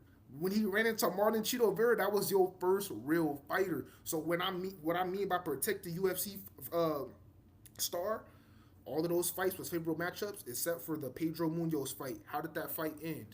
I can let you know. I can tell you right now. It was a second round no contest because he put his fingers right inside of Pedro Munoz's eyes, and then right after that fight, they give him Peter Yan. Okay, they give him Peter Yan. Okay, cool. They give him Peter Yan. It was a split. Okay, cool. You won, Sean O'Malley. That's good. Good for you. You won. But a lot of people think that you lost that fight, and you still lost to Marlon Chito Vera. Okay, so technically you got two losses in the UFC. Okay, so what do they do after he beats Peter Yan? Title shot. But let me break this down for you because this is the point that everybody like misses. Because all they're worried about is the pink hair and the belt. That's all they care about. Aljamain Sterling just came off of a split decision victory, 5 straight rounds, 25 minutes, war with Henry Cejudo, One of the greatest bantamweight title fights you'll ever see. They made him turn around in 2 to 4 months to fight a rested Sean O'Malley who just fought Piotr Yan and beat him by split in a very close fight. And a lot of people think that he lost that fight. And there's a lot of people who lost that fight. Me personally, I'm 50-50. I watched the fight. I have a clip on my page. You can go look at it. It's on my main page. I have a collab with it because it was one of my viral clips when I was first starting out my page. They had a trade in like the second or third round, and it was so crispy. Jan cracked him. Sean O'Malley cracked him. They both had their moments. Me personally, I'm 50-50. I don't know who won, but on the scorecards, O'Malley won, so I'm giving the win to O'Malley. Okay, cool. Aljamain Sterling turned around in 4 months, okay? He beat him. Okay, then they give him Marlon Cheeto Vera. I'm gonna keep it real. I love Marlon Cheeto Vera, but he did not deserve that title shot. So he wasn't ready. You know what I'm saying? He wasn't ready. He wasn't ready to fight for the title. It was a big stage for Marlon Cheeto Vera. He still had the opportunity to get the win. Okay, congratulations, Sean O'Malley. You got your got back. Y'all are still 1-1. So we need a trilogy down the line, in my opinion. Y'all can disagree with that one. That's completely fine. Okay, he goes on to lose his belt to Marab. They Wait, give him the wait, wait, wait. opportunity. Revisit that Yeah, statement real I quick. will. I will, You because I'm said not afraid to speak O'Malley on it. and Cheeto should fight in a trilogy I said that. I in UFC one. 5, the video game. You trying to play me? You trying to play me? I love it though, Pete. I love it. I swear to God, I love it, Pete. But I want them to. I I mean, want to see them Cheeto fight should go again. out and win a fucking fight, respectfully. Yeah, you saying you I just know you but you was glaze your no boys, but no you was just saying no you was just saying that you not bashing no fighters. What you doing? What you doing? What you I'm not doing? bashing them. I'm just saying, how are you What going to you get a doing? trilogy fight against someone that just 50-45'd you and then you lost 4 fights in a row? Because that's the dude that gave you your first L. So if you beat him twice, then the L get erased. You know what I'm saying? He I beat think, you. honestly, a lot of He people think the way that he beat him in that second fight, that he You know low-key what's just crazy? Let me tell erased you that something. L. Let me tell you something so the whole world know. That's literally my favorite fight ever. Like I just love that fight so much. Like everything about that fight was perfect. You wanna know why? Because Sean O'Malley came into that fight 1,000%. Oh, y'all forget that though, right? Y'all forget that though. He made the walk to the octagon. He's And one shit, hundred they both percent. did. He got in that octagon. He twisted that ankle. He twisted that ankle. Nigga, no, you wanna know why he twisted that ankle? He be playing basketball too much. Focus on fighting. Stop playing basketball while you on the octagon. Yeah, like y'all be forgetting about that. He be out there working on his jump shot on the octagon. Like y'all tripping. You know what I'm saying? Y'all tripping. He be working on that jumper on the octagon. Like, am I Nah, wrong? it's him and Tim be playing too much pickleball. Right. Like, come on. But Nah, I'm just kidding. But yes, like I was saying, I will say it again. I think they need to fight for a trilogy. That's just my opinion. Yes, you can disagree with that, but Cam talks same way. He want to see a trilogy between O'Malley and Cheeto Vera. That's what he want to see. You know what I'm When? saying? That's what he want to When and see. why? I need someone to Because explain when and because why. winner of that fight wins the series. The series is 1-1, so break the split. That's why I want to see it. And if you don't want to see it, that's fine. But if the fight gets booked, you still gonna watch it. Facts. Yeah, You know what but I'm saying? You still gonna watch it? O'Malley has Yeah. nothing to gain from that fight. Yes, he do. He gets to completely erase his first loss to Cheeto Vera because then it will really prove that he got hurt and Cheeto Vera was a fluke loss. That's a fact. I mean, all it do is just help him become the GOAT and put him in the pound for pound rankings because last time I checked, Sean O'Malley not in the pound for pound rankings. You know what I'm saying? But like I was saying though, he's running into a real fighter. Like I was saying, no greedy matchups. Pedro Munoz, he eye poked him. He got rewarded. Aljamain turned around in 2 to 4 months. Of course, you're going to beat Aljo. He just fought Henry Cejudo in a split decision victory.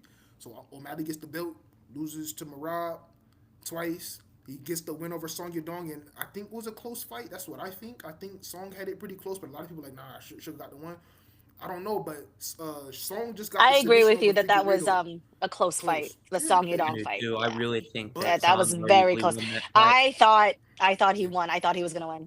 I mean, Yeah, I thought he was gonna get the win. I thought, but yeah, split by split, right? He was like, yeah, Song Yudong by split. That's what I was thinking too. I'm like, yo, we looking like a split here, but they ain't gonna do that for Song Yudong. They don't do that. You wanna know why they didn't give him that win? Because Song Yudong actually robbed Cheeto Vera a couple years ago. So they was like, you robbed Cheeto Vera, we about to rob you right here. Oh god. well, No, also, I oh mean, god, no, with oh god. I We feel like about to rob you right here. He robbed Cheeto Vera. Go watch the fight. He robbed Cheeto Vera. I swear to God. But yes, I'm L gonna have to win. rewatch that. I don't know if I'm. Yeah, I'm not sure if I'm That that'll familiar. that would be your favorite fight. I swear to God. Because if you like Song Yadong, it was just such a really good fight. But like I was saying though, Amen is gonna get this win right here. I'm trying to tell you, he gonna get the win. I got Amen by unanimous decision. They gonna attack the wrestling. They gonna attack O'Malley's weak spots. He gonna cut off the cage. He's gonna do that little weird thing where he all up in your face, like, oh, am I gonna sling? No, I'm not. I'm just throwing mad feints. You know what I'm saying? And he gonna close the distance and get to O'Malley and get him on the ground. So yeah, I got Amen by unanimous decision. truthfully, I kind of hope that you're right on this. I would like to see me be proven wrong. Okay, fair enough. Um, Fair enough. I like that. Fair enough. I like that. Yeah, no, no. You stand on business, Cam. I respect that. I think you're wrong, but I would like, I would like to be proven wrong. So we'll see how it goes. We'll see. Okay, fair enough. Fair enough. Fair enough.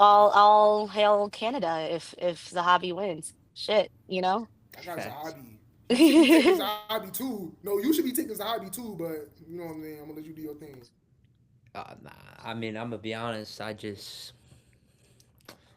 think it's possible that he wins, but I think he's gonna have to get a finish most likely. And he's not. He's just hasn't been a wrestler throughout his career. He's always been more of a striker, which obviously is a good striker, but he's gotten hurt. That's one thing I don't like is he's gotten hurt. He got hurt in his last fight against Cheeto, even though he won, and he got hurt against Jose Aldo. And honestly, I genuinely think Jose Aldo had that fight.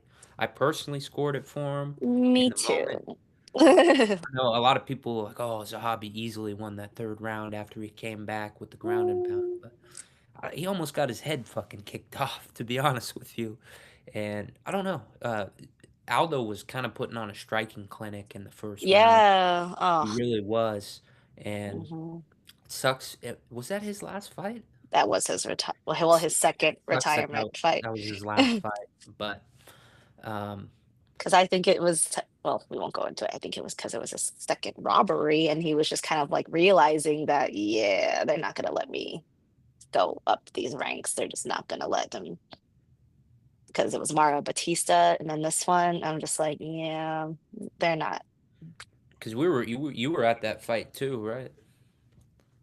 Yes, Yeah, we were yes, both we were at that both fight. there. For all we know, Yeah. we ran into each other. I You know. know? I don't know how we didn't. I guess we didn't know each other at the I time, know we but didn't. It's yeah, crazy. It's awesome though. next time for sure. But hmm yeah, Man. no, that fight. I don't know if you remember. The crowd was so pissed off because Oh, they drawing him against the cage. erupted.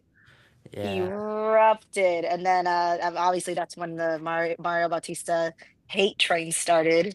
Hmm. Um, but Right. It's anyways, we're crazy not the talking about narrative. Mario Bautista, but yeah, No, sorry. right. But I think honestly, I think Sugar's gonna snipe him if I'm just being honest. And I really do like a lot of your points, Cam. Like, respectfully think that his career has been catapulted a bit just in terms of favorable matchups. And I thought that he lost the Peter Yan fight, and I just think there's been moments in his career where I just haven't been super impressed.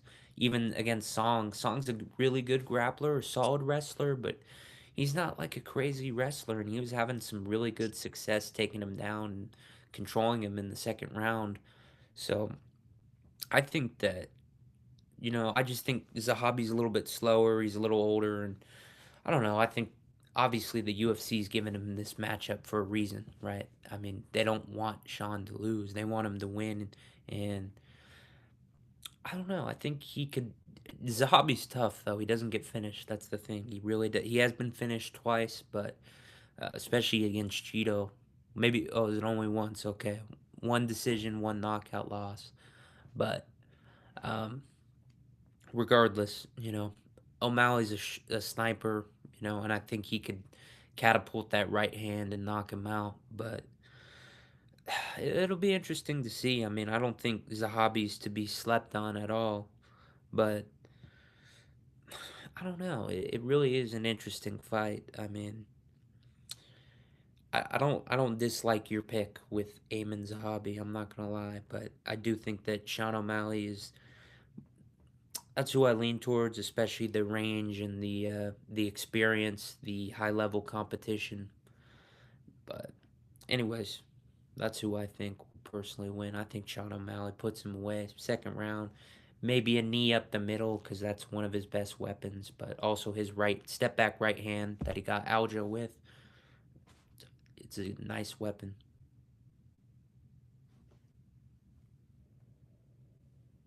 But yeah, I don't know. I think I have to agree with Sarah, and I think I'm going Sugar Sean.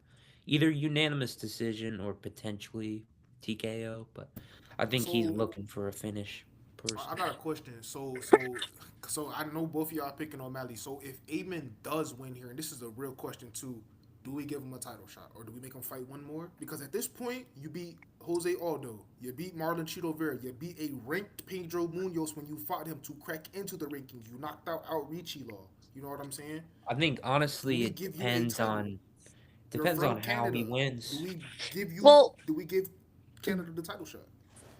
I think it I, depends on me how he personally, wins. if you asking mm, me, yes. If you beat O'Malley, I don't care how you beat him. You beat him by decision, split. Nah, if it's a Give him Peter boring Yan. split decision, he's not Give gonna get a him title Peter shot. Yan. He deserves an 8 fight win streak. You gonna make him go on a 9 fight win streak, Pete? No, Pete. No, no. We're not gonna make you him fight got 9 times. He's 38. But that's the Doing thing. that. I'm not. The UFC will. There we go. See, I wanted your You know what I'm opinion, not the saying? UFC's UFC opinion. I will wanted for your sure. opinion. They did it Yeah, to how many fucking fights did Bilal yeah. have They to did win? it. How many did I, Leon have to win? hmm you right. You know what I You mean? They'll right. do it if they You want right. to. And You right. It's true.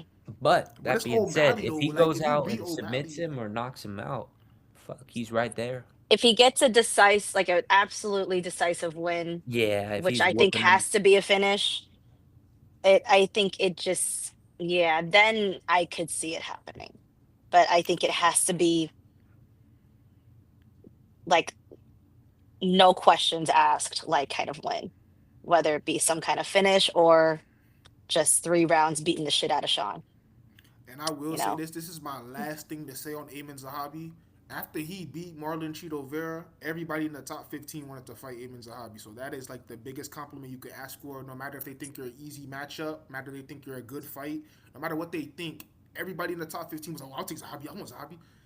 Just that's a compliment in itself. So it's like regardless, he's gonna have a good fight next. Everybody wants to fight him, and everybody's talking about him. So what he's doing, he's doing very good. So I will say that. But I'm still riding with Zahabi. But I love both of y'all picks though. Amazing. All facts. right, we'll see. That'll be, I think that is in some ways a highly anticipated one, just given who Sean O'Malley is and kind of, and given the way that I think Iman is unfortunately very much perhaps underestimated and overlooked. Which I mean that genuinely. I think it's unfortunate. I don't think he should be. So we'll see. So Someone will win good tonight if they put their money on Iman. I did want to ask you guys one question: Is that do you think that Suga is gonna pass the line on Marab if he knocks out Amin Zahabi? Do you think he's gonna skip That's such a Marab up good for a title question. shot? That's Because such a I good honestly, question. I He has personally to. do. I If think he he will. folds Amen Zahabi, like if he makes Amen Zahabi hit the canvas and it's like his eyes are in the back of his head and he does follow up shots, yes. But if it's just They're like gonna give a it to weak, him. yeah, if it's a weak TKO, still. But like if he like he gotta fold Zahabi, bro. Like he gotta fold him. You know what I'm saying? Because if he folds him, like that's like a highlight on the. You know what I'm saying? Like that's a highlight forever. But if you just get a decision, they'll still probably give it to him, right? It's O'Malley. Like you just beat a dude on a 7 fight win streak. There's fan. The media's just gonna eat that up. He beat him for hobby. He beat him for hobby. Yeah, I do Oh, he think beat Jose Aldo. that if he beats him with obviously one of his star stellar knockouts, you know, I do agree with Cam that he is a very much a protected star of the UFC. Um, and I do think that if that happens, he will be up next for Piotr. Yeah, I think so too. I mean, I just the UFC doesn't really like Marab, unfortunately. If I'm just being straight It's up just honest, I know, I agree, and that makes me sad. right? And I But honestly, I I love don't Marab. think they don't want to see they don't want to see a Sean and a Marab. No. No, So that's the not thing. like not like the Sean and Cheeto fight that Cam is so passionate. Oh, you're muted. My bad. That's a banger. You know what I'm saying? I don't care what nobody says. Sean O'Malley versus Cheeto Vera, book it. And if I was Dana White for a day, I'd go ahead and book that fight quickly and get it in front of a crowd and put that on a pay per view next to like Amanda Lemos versus Mackenzie Dern too. Also because that's a fight to make. You know what I'm saying? Maybe Mhm. Dana White for a day. I'll make a banger card. We can do it. We can do it. We can do it. Trust me, we can do it. Yeah. It's Alex Pereira possible, though. but I mean, at this point, if we're just being realistic, Cheeto Vera's a far, far away from that fight. Very He's far really away not. from that fight. I don't think he is. Me personally, I don't think he is. But like, I see where you coming from though. I mean, we just look at it two different ways. Like, I guess you could say I'm looking at it super biased, but it's like if he's losing to dudes that are like in the top 10, you know what I'm saying? I mean, if he fights Charles Jourdain next and he beats him, then what? Everybody's gonna love Cheeto again? Like, I'm confused. Like, you get what I'm saying? Or like if he beats a Mario Bautista, or no, he's not. He can't fight Mario Bautista because he's about to fight Corey Sandhagen. So if he fights Peyton Talbot and he submits Peyton Talbot, or he TKOs Peyton Talbot, oh, y'all must have forgot Cheeto Vera was that good. Like, it's just I don't like the way, like, you know what I'm saying. We just might as well just love him. You know what I'm saying? We might as well just love him. But like, yeah, that's just what I think. But Alex Pereira versus Cyril Gane. Sarah, you can go ahead and start with that. You can give us your thoughts on who do you Uh, think is gonna win, and goodness. This is actually the one fight I didn't really want to talk about.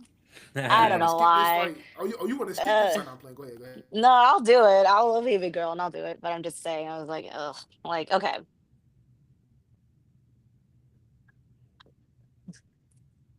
okay, all right. Now, jeez, I am never really a fan of having to um assess fight matchups on someone who is gonna be debuting at a new weight class. That just always just kind of stresses me out. Like, I just don't like it.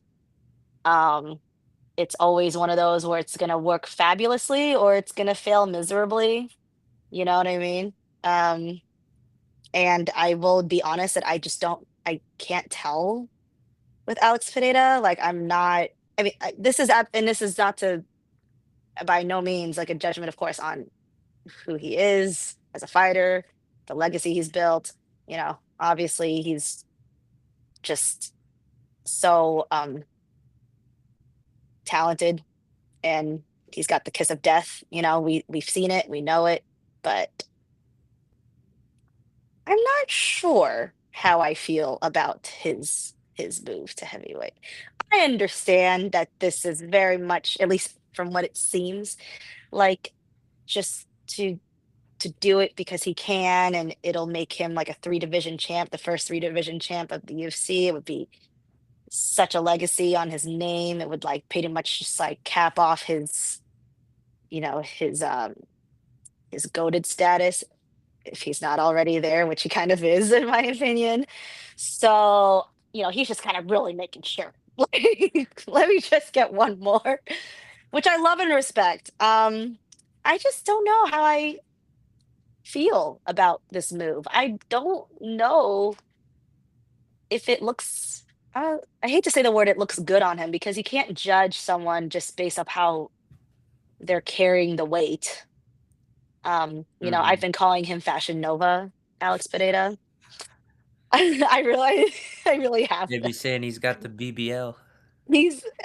You can find the Alex Pereira shorts on Fashion Nova now. But in all seriousness, I just mean that sincerely. I just don't know how all this will look on him. And I will just also say too, the heavyweight division is truly one of those divisions where the discrepancies in weight is the largest, right? You just have to be above what is like 230 pounds. Yeah, at So least. you can be someone who's 230 pounds, and that could be like your walking weight, like a guy who, your walking weight could be 230 pounds, maybe 240, let's just say, because usually, like, if your walking weight is 230, then you probably just go to light heavyweight. Anyway, sorry, been getting too technical. But I'm just saying, you could be on the lower scale of heavyweight, right? And you could be on the higher scale of it. And at that point, there's no regulation. And so that's why I think this weight class in some ways is so exciting, but also so weirdly unpredictable, um, because of things like that. Um, in addition to the fact that, just I just think historically, of course, now we've seen that just after our discussion with, Josh Hokett, for example, that we Mm-hmm. we are seeing those changes where heavyweights are no longer just like these big beefy guys. Like they're now, they're coming in more lean, athletic, muscly, because it's just, historically harder for these bigger dudes to do swift, agile moves and, be able to go in for a takedown and come right back up and just go striking. Like it makes sense. These guys fall harder and they hit harder. It's just how it is. It's the nature of their build, right? Exactly. Um, The bigger they are, the harder they yeah. fall, and the bigger Mm-hmm. they fucking hit, Yep. And or the so, harder they hit. yep, exactly. And again, that's why this weight class is so strange sometimes to be able to kind of make kind of certain judgments, I think. But I just don't know. I'm not sure how I feel about it. I know this is, and I know that what Alex can do, I know what he's capable of. We all know what he can do and what he's capable of. So, do I think that he will put down Cyril Gahn? Probably, probably. Nominal show? um, Probably. But I can't believe I'm saying this. I think I as of right now, Thursday, I'm gonna pick Cyril Gahn. Yeah. um, No shamo. Look at me like that. Don't look at me like that.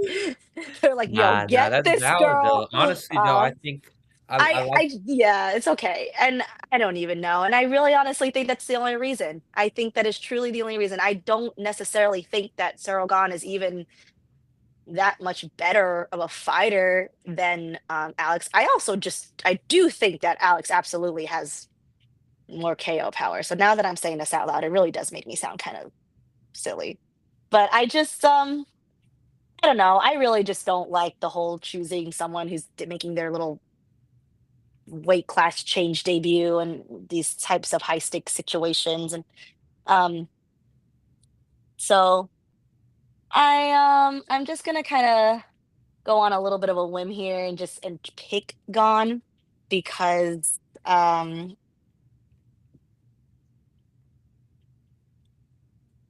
I'm sorry, I don't have my other good reasons. Sorry. Let me look. I did do research on this so that I could not sound so ditzy on this. I promise. Let me It's do okay. I be sounding dumb too. Like you feel me? Like it's all good. Like we be having brain farts. I be having to like tell Pete like I don't know what I'm talking about. I promise I really do think that Alex will get it done. I genuinely Facts, mean that. facts, But facts, I facts, don't like making my picks like that. I just don't. I wish I could have just seen Alex facts, at one heavyweight fight. Put him against facts. anybody. I just Right, would have right, liked it. I just need to see it. right. Um and Gon, I'm gonna be honest. Gon looks good right now. He does. I Heavyweight's his agree. that is his division. Um, but I mean, even these stats don't really mean anything because you're comparing stats from a heavyweight to a light heavyweight. It means nothing. Right. But I mean, Gon has a slight advantage, great, I guess. As if that stopped Alex from anything. you know? Um,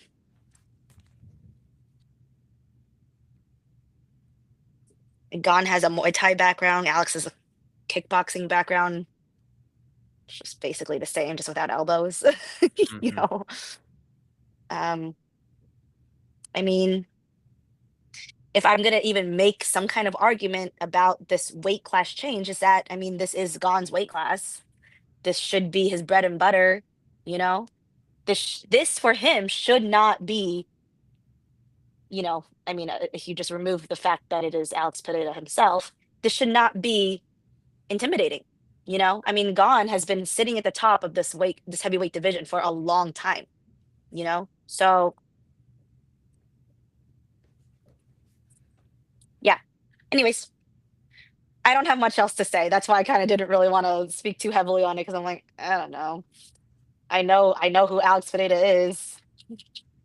I'm gonna sound really dumb saying that I'm gonna pick Gon, I guess, but I just will. He needs a fan. And I'm not a big fan, but I'll be in his corner this Sunday.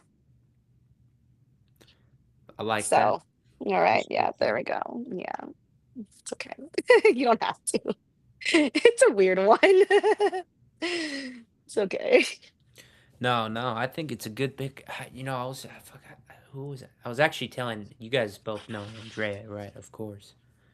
I was telling her, I was like, we've been talking about the fight back and forth a lot, and she Mhm. actually thinks that Surreal Ghana might win too. And honestly, Queen, I've had that queen. feeling too. In fact, she is a queen.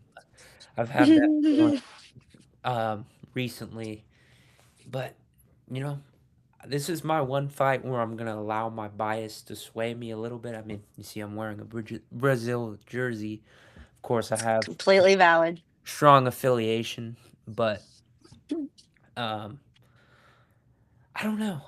My heart says Alex. My head says Surreal Gone. If I'm being real honest with you, I think he could put a really, really crafty decision out there.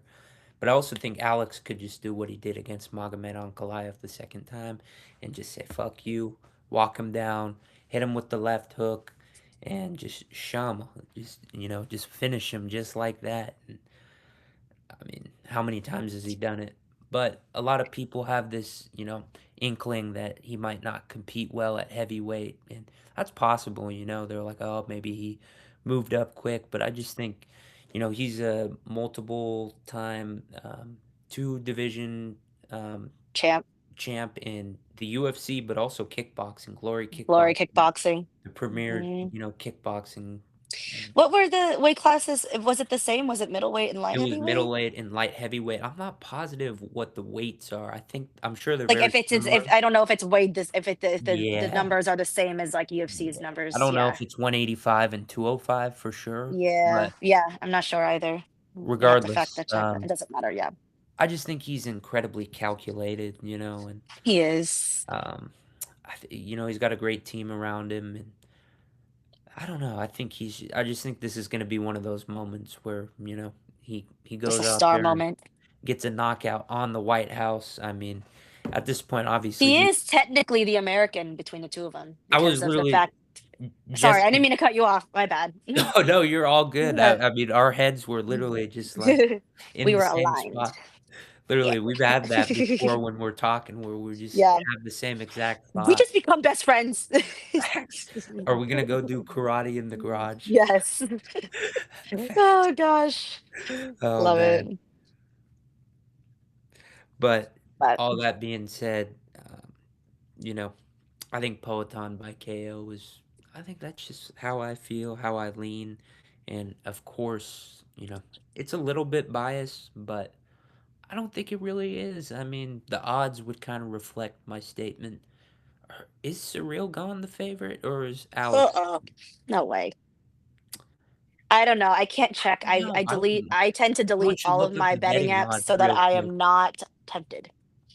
So I I don't got you. have yeah, you've Unfortunately, This in app that I California, all use, I can do, I guess I can do Kalshi now. I just figured that I out, say this but app that I got is called Fliff. They got Alex at -120 and Ghana at -110. So basically, it's a pick 'em.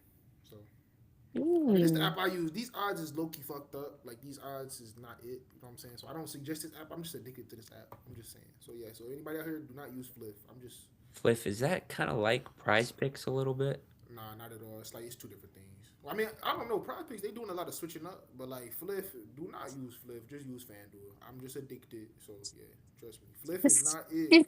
Do not use Fliff. I cannot get off of it. Like I have an account in there and they just give me points because I keep using the app. So like don't use it. Like you're gonna be stuck using it forever. Like I I'm don't good. know what to I can't. believe. You're just like, don't Look, use it, but I'm addicted. oh, You're so don't use it. Oh no, don't use it. Oh, don't fucking use it. Oh, It's don't too fucking good. use it. Is it too They good you of be an might giving app? you, you. You might get a No, listen. sponsor after this, to be honest with you. Right. That's They're literally what I gonna was hit you thinking. up. They're Come like, on yo, with it, but this like guy's the real deal. they be giving you like free money, so like I can't stop using this app. Like I clearly want to like you know what I'm saying, stop gambling. It's Well, if bad you for hear me. him, give this man his sponsorship. Hey, I'm right at here. Cam Talks The MMA next, at Flip. the Flip, I'm right here. use Come my on, code Fliff. now. Facts. No Good for you, facts. though. No If you real. honestly, if you get it, I would be happy for you. I So, appreciate that. Like, Facts. nah, of that's real course. love. I appreciate that. The That's love for official real. sponsor of Cam Talks MMA. Nah, facts. I need a And sponsor then quick. for I need a moving sponsor forward, he's quick. like, before we begin, I must say this video is sponsored by Flip. He's That's What is all it? right. Flip? FLIFF or something? Flip? F. Is it? Yeah, yeah. You right. You smart. Okay. You got a master's degree, don't you? No. Yes. I mean, yes, I do. What? Oh wait, then hey. what you laughing at? Girl What you said, laughing oh no. at? You talk about some Because she no. You said talk about some. no, She and then you said said no. yeah. I You wasn't talk laughing about at some. her. Shit. She said no. I'm We sorry. respect the I don't got no educated master's queen. degree. I was about to say I'm not yeah, laughing at educated queen. I'm about anything. to say yeah, we ain't laughing at that. We proud of you. What did you major in, if you don't mind me asking? Oh no, that's all right. I went to art school. Oh, you Um, did? yes, I was the art kid growing up. I was a Oh, fine And arts music. kid too. Yes, music too. So okay. I did, Yup. yeah, I was pretty much like a painting and drawing kind of gal. I was like that person in the corner with like a sketchbook and would just be drawing all the Okay. time. Okay. Yeah, and then I think I always knew I wanted to go to art school. It's for some reason it just seemed like the one thing I just wanted to always do. Okay. It ended up not going in the direction that I thought. So quite the opposite, Cam. I do not have a master's. I don't even have a bachelor. I ended up just leaving school. It wasn't for me. It just didn't fit me.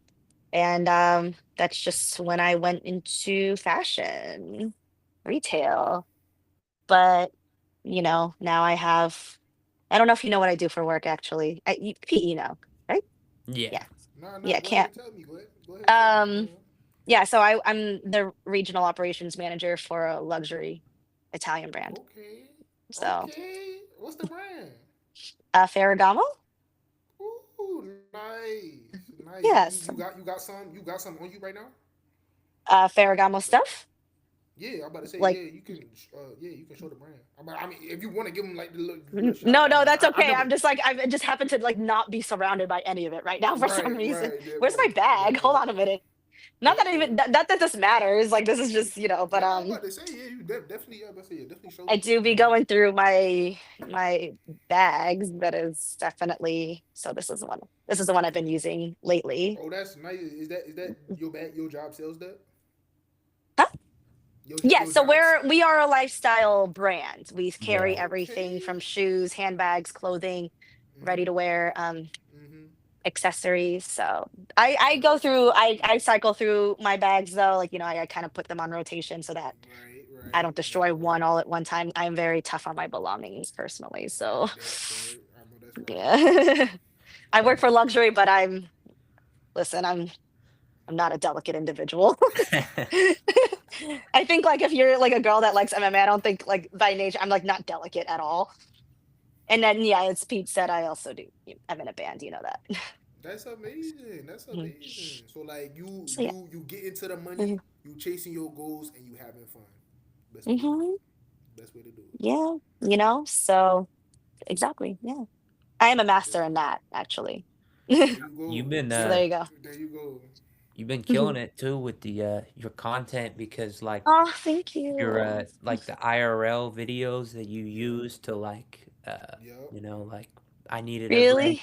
or like Oh send yeah. this to someone you want to make out with, that one. That one was fun. I like that Right. one too. I'm like, you've been I seen crushing it some with those. I love biters. those videos. I seen Diani Barbosa commented. Shout out to Diani Barbosa. But Yes. P, you know how I feel about Diani Barbosa. I know. She's awesome. And because she was in my video. She was in one of my other ones. Oh yeah, That's she was. Yeah, why. yeah, yeah. She She was was. in the Yep. one from, because I saw her fight in when she was here in Chicago. Yep. And Against her, Yep. Karini oh my God, Silva, right? guys. Yeah. Oh, Karini's, oh, I've seen her several times live, actually. Love her. Kareem. You Um, talking about hmm Kareem? I've seen The goat. her, I think 3 times. The goat. But Have you ever met her? You ever met her? No, not like 101, But I've always liked her, like Killer Silva. Oh yeah, she's awesome. But Facts. I will always remember the Barboza, her being in Chicago because I think she was the second fight of the night. Her and Karini, I believe. I think it was the second fight on the early prelim card, and it was my first time getting up to get a beer. Um, and as I was coming back, I just happened to I always like to do this where when I'm at my these UFC fights, I try to take a picture, like a POV pic of me carrying the beer and walking out to the stadium. I just think it's like a cute little view. And her walkout song was Moment for Life by Nicki Minaj. And it just encapsulated an aura, It just and I just happened to be recording it as I was walking out, and all you hear is Nicki Minaj's "Moment for Life," and I was like, "Okay, this song actually just totally fits this moment that I didn't even." Oftentimes, sometimes I'll just put a song over things because I'm either screaming or I don't know, just a lot of weird background noise. But I when I first posted that clip when I was at the fight, I kept everything because all you could just hear was that song as you walked into the stadium, and I was like, "Okay, girl." So, anyways, little backstory, but yeah, love that for her. She was. I thought that was so cool that she commented. I was like, "Oh." Yeah, and That Juliana is Miller too. beautiful. Yep, She I also seen was her on. too. Yeah, Shout out the hmm Shout out goat. to Killer Miller. Yeah, shout out Killer to Killer Miller. Miller. Shout out to Yeah, Kayla Miller in her she was next fight. awesome on Tough. Yep. Facts. Now hmm she's a goat too. Agreed. hmm She followed And me she's on IG. Brazilian, isn't she? She is. She's half. She I think is. she's half Brazilian, half I can't American. remember. Yeah, Right. yeah, but yeah. Uh, Anyways. Brasileira. Sorry, we kind of derailed. I mean, so you're saying Pereira, Cam. I Poeta. I feel like Um, I can guess, but if you would like to add some, if you would like to add anything, please do. I don't know. I might change it by Sunday, you guys. I'm not gonna lie. We still got time for me. who do you think, Cam? Yeah. I'm going with Alex Pereira, but I did want to say this about Diani Barbosa. I love Diani Barbosa. Like, let me no, let me show you how much I love Diani Barbosa. Like, Diani, if cause you're like watching, for real, no, cause she's so cause cute.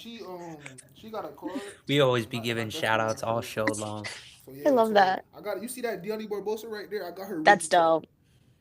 So I actually love Oh, Diani Barbosa. Like I actually love her.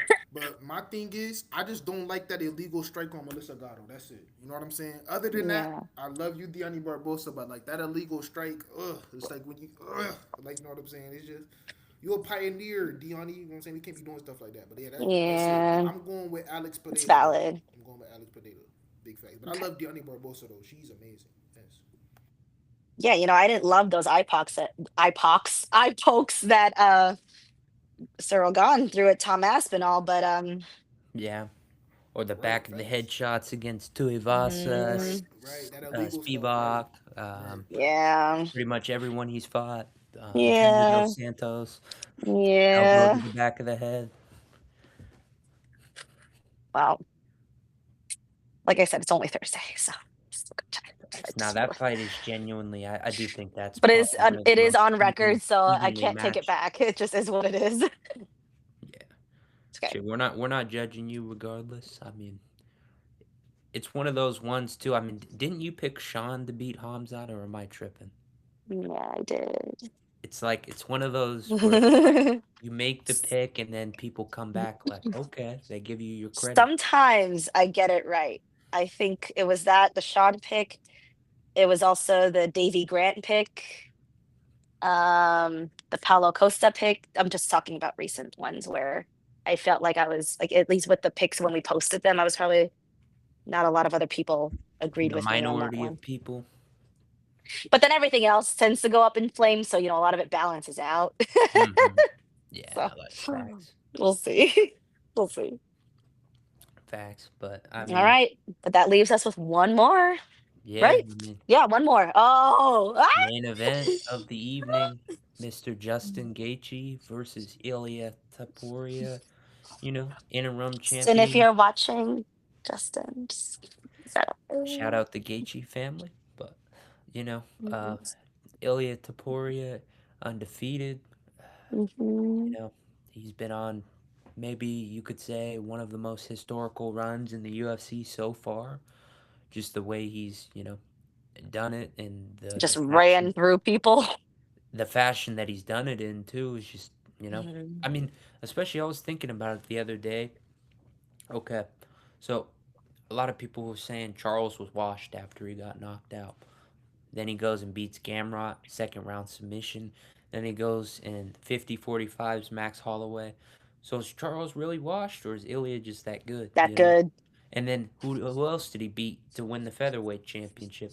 Volkanovski. Look what Mm. Volkanovski's done ever since the Ilya fight. He's Yeah. shown levels. So it's like, I love Gaethje, and honestly, I admit, like, I got swayed into picking Patty against Gaethje just because I think that I don't know, I just kind of leaned with the fan narrative, and Justin had been submitted in so many title fights, and people were kind of leaning towards that pick, but man, Justin beat the fuck out of Patty, and I don't know what anyone says. Like people said that that was a competitive fight. Me personally, I don't think it was that competitive. I think it was at least 4-1, and Gaethje almost finished him multiple times. So Knocked him down.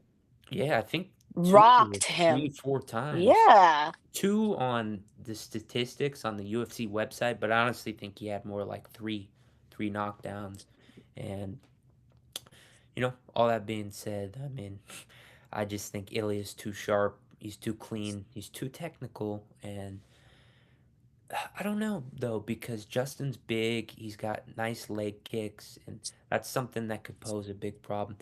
And, I think with Ilya, he's someone who's kind of chaotic like Justin is someone who could pose a big threat. But I don't know. I personally am going to say Ilya by first round knockout, unfortunately, because, we're all American and I'm always rooting for the Americans. But I don't know. I just think logically this is Top Toro's fight to just go in and sleep him in brutal fashion, unfortunately. But hey, man, I want to hear what you guys have to think.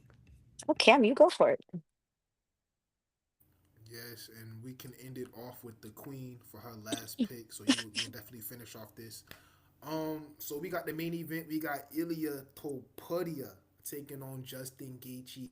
And to answer your question, because you were saying that people said that that fight was competitive, I don't think that they thought it was competitive. I think they were just impressed that Paddy Pimblett just did not go away. I think that's what it was because Paddy Pimblett was supposed to be finished in that fight. Like Paddy Pimblett, he was a done man. You know what I'm saying? He was cut up all up over the face.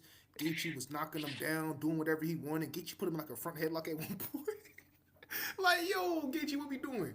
But like, yeah, that was just a good fight, and I feel like people were just so impressed that Patty just did not get finished that they're like, oh, that fight was competitive. No, it was not.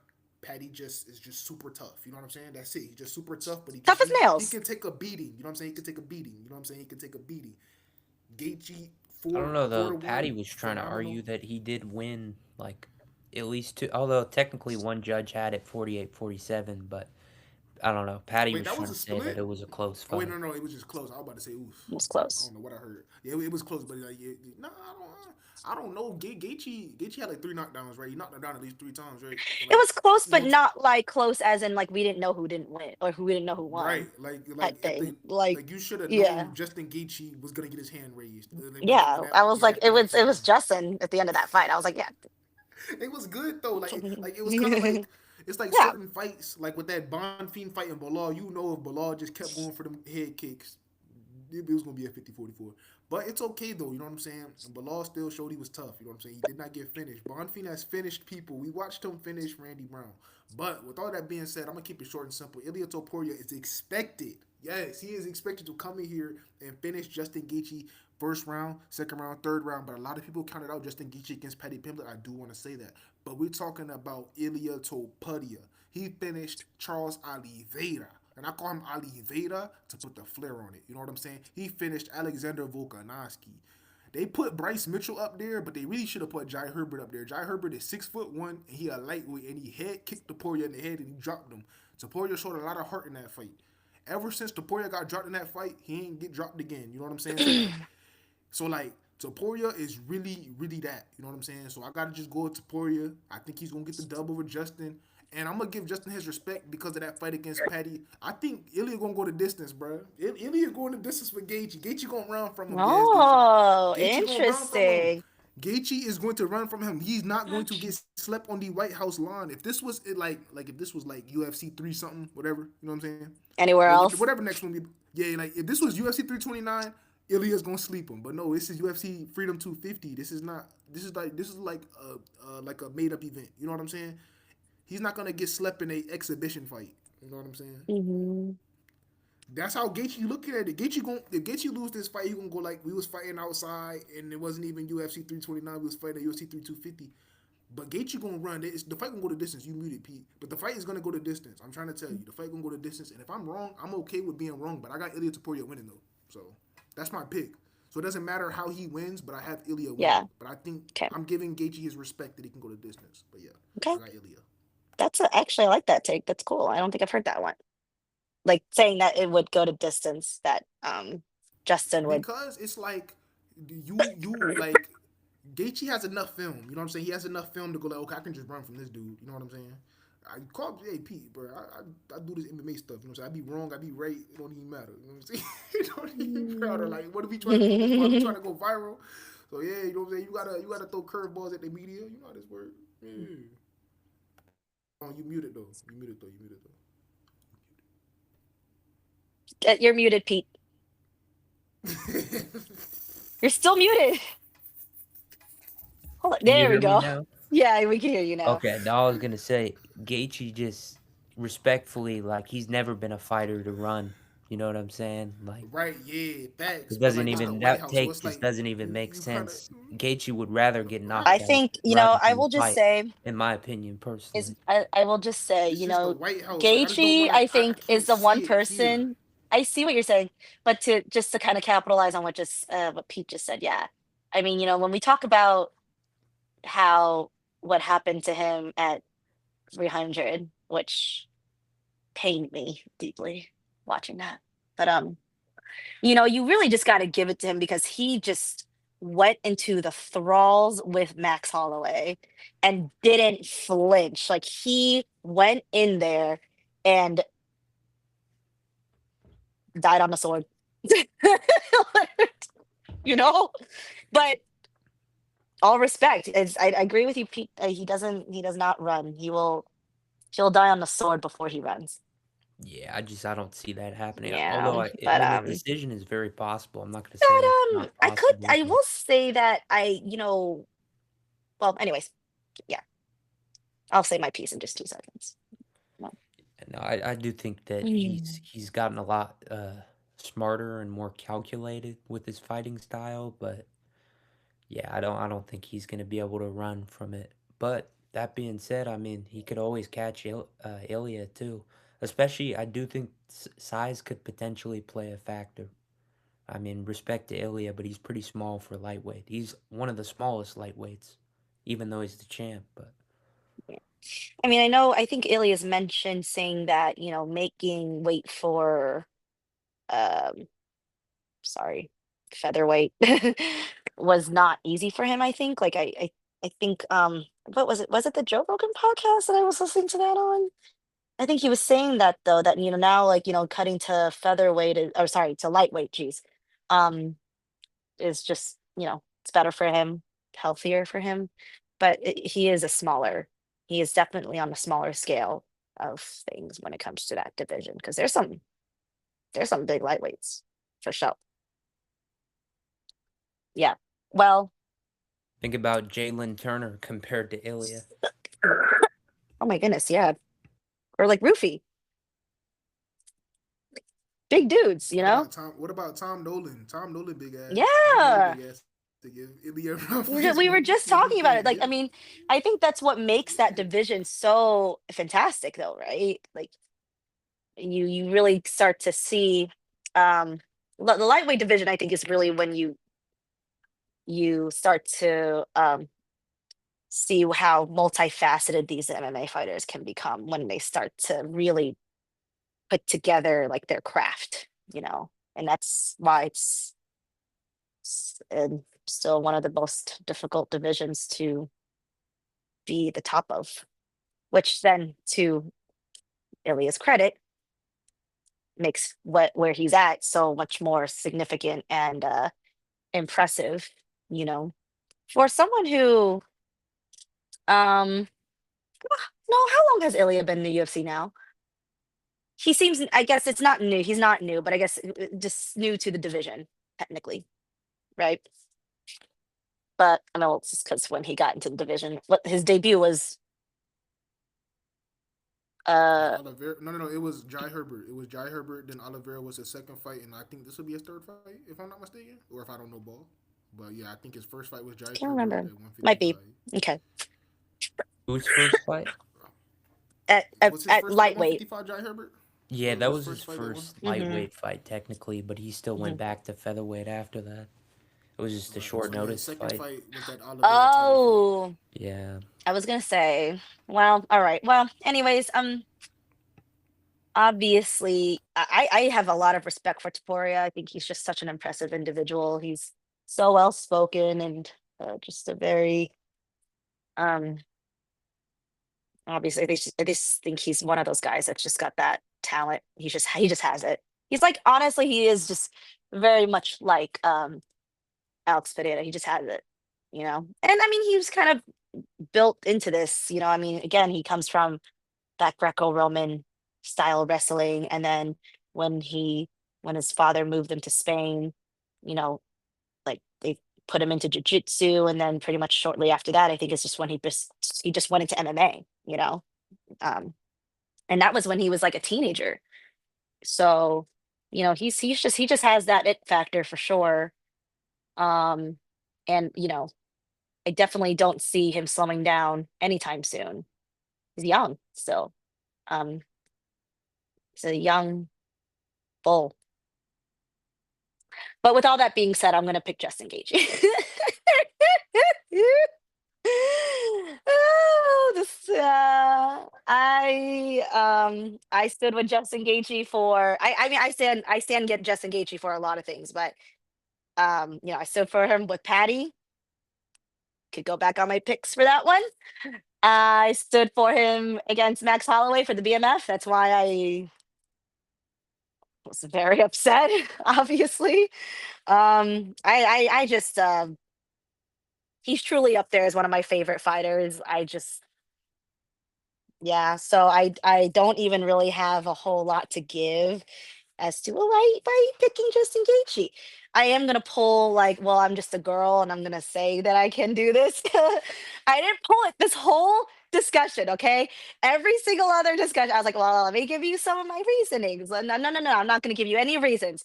I am gonna just say it is because within my heart and with my pure belief, delusional, tunnel visioned belief that Justin Gaethje will pull this stupid fucking upset. And it doesn't even listen. Ilya Taporia will be champ again.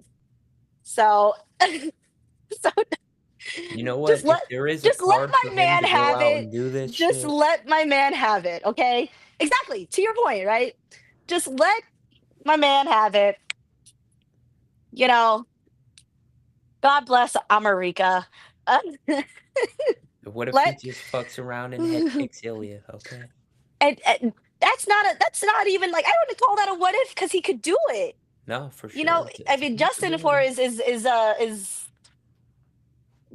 I mean, I do kind of think that he is another one of those guys that sometimes can come across a little goofy, a little unserious sometimes.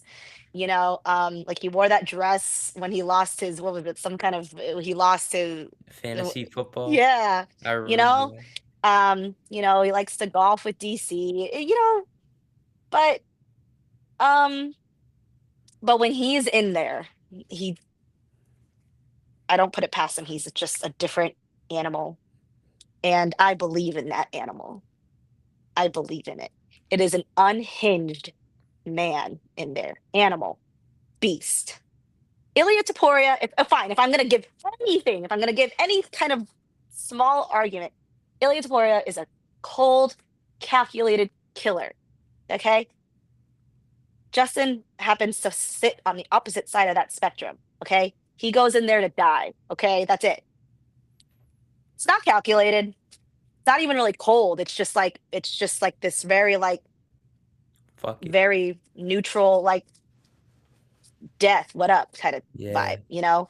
Um, and I actually think that in so many ways, that is what has made him so successful because he truly goes in there with that type of mindset. It's not like, I don't know what you kind of call it. It's not like a killer's mindset. Like Taporia has a killer's mindset, you know? He's like an assassin in my mind. I But almost feel like he kind just of has like a gladiator yeah, mindset yeah. in terms of like he's just You going out you like live or you someone's die, gonna and it does die. not matter, but you put it out there, you put your neck out there, and whatever happens, you know? So it's so matter of fact, if that makes sense. For And if sure. that is gonna be if there's gonna be excuse me, any argument, I'll put that one up there. I like The that. stronger one is that it's just because I'm a girl and I just decided that I really like him and I just don't have it in me to choose against him. So that's why just Okay. engaging.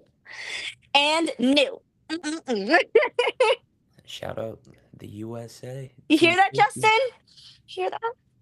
But no, I do think, I mean, honestly, like, obviously it would be such a crazy upset, but if it's gonna happen, I mean, fuck, no one thought he was gonna beat Patty, and why not on the White House? And, if I'll just give some more arguments, I'll help your points right now. Excuse Bless me, you. pardon me. Um, Yeah, no, you're I think that, Ilya's been pretty fucking inactive, respectfully, since he's become a champion. He's sorry, fought like bug.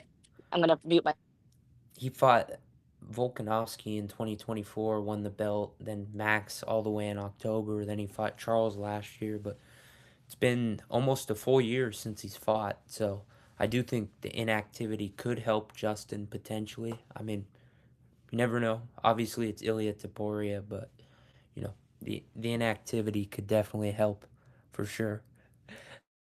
As Sarah's fighting a fly in the back, but hey, man, co-main event. But all that being said, yeah, I don't know, man. I mean, we've already seen Sean beat fucking Hamza this year, so we could definitely see Justin beat Ilya. I don't think it's out of the realm of possibility at all. So yeah, that's how I feel. And not only that, so after this beautiful White House card, me personally, I feel like we have a very, very solid fight card next week. We got fighters like Melissa Mullins taking on Bia. I'm gonna butcher that last name, but Bia, come on, you got me. You got me. She's 7-0. She got a Mia win over I don't Mesquita. know. I was gonna say I don't know how to pronounce her last name either. Mansada Mesquita. Hinda. She got that dub. Come on, she's 7-0. She got that submission. She got that. I don't know. You said Bisquita? I Bisquita. think it's Miss Bisquita, Mesquita. Yeah, It's cute. Like it's a cute last name, I'm Bisquita. pretty sure it's Yeah, her Bia parent. Mesquita. Her parents knew what Mesquita. they were doing when they named her that. Yeah, that thing sticks out. Yeah, that thing sticks Yeah, out. So it's a yeah, good name. her versus Melissa Mullins. That's a good test for her to see where she's really at, and that's also a chance for Melissa Mullins to get ranked in that stacked division. Like, come on now. And then on top of that, we got Kettle Rosa taking on Yana Santos. That's a banger. What at 135? Kettle Mm-hmm. Rosas? Kettle, Kettle Rose, Let me look at Kettle the Rose. card. Kettle Rose is so underrated. And then, of course, for the main event, you got Manel Kopp taking on Horiguchi. Horiguchi just made it to the UFC. He's knocking everybody out. He's not knocking them out. He's He's a killing. vet. That's the He thing. beat. He's one of those vets. Yes, yes. That's a No, it's a He's. beautiful card rematch next too, week. right? Yes, that Think is a so. rematch because didn't Horiguchi submit him? Choked him out cold. Yes. So yeah, the UFC like you think you about to get your title shot against Van? You got to go against this dude that already beat you. Then if you beat him, okay, you get your title shot. Yeah. You know, say the flyweight division stack.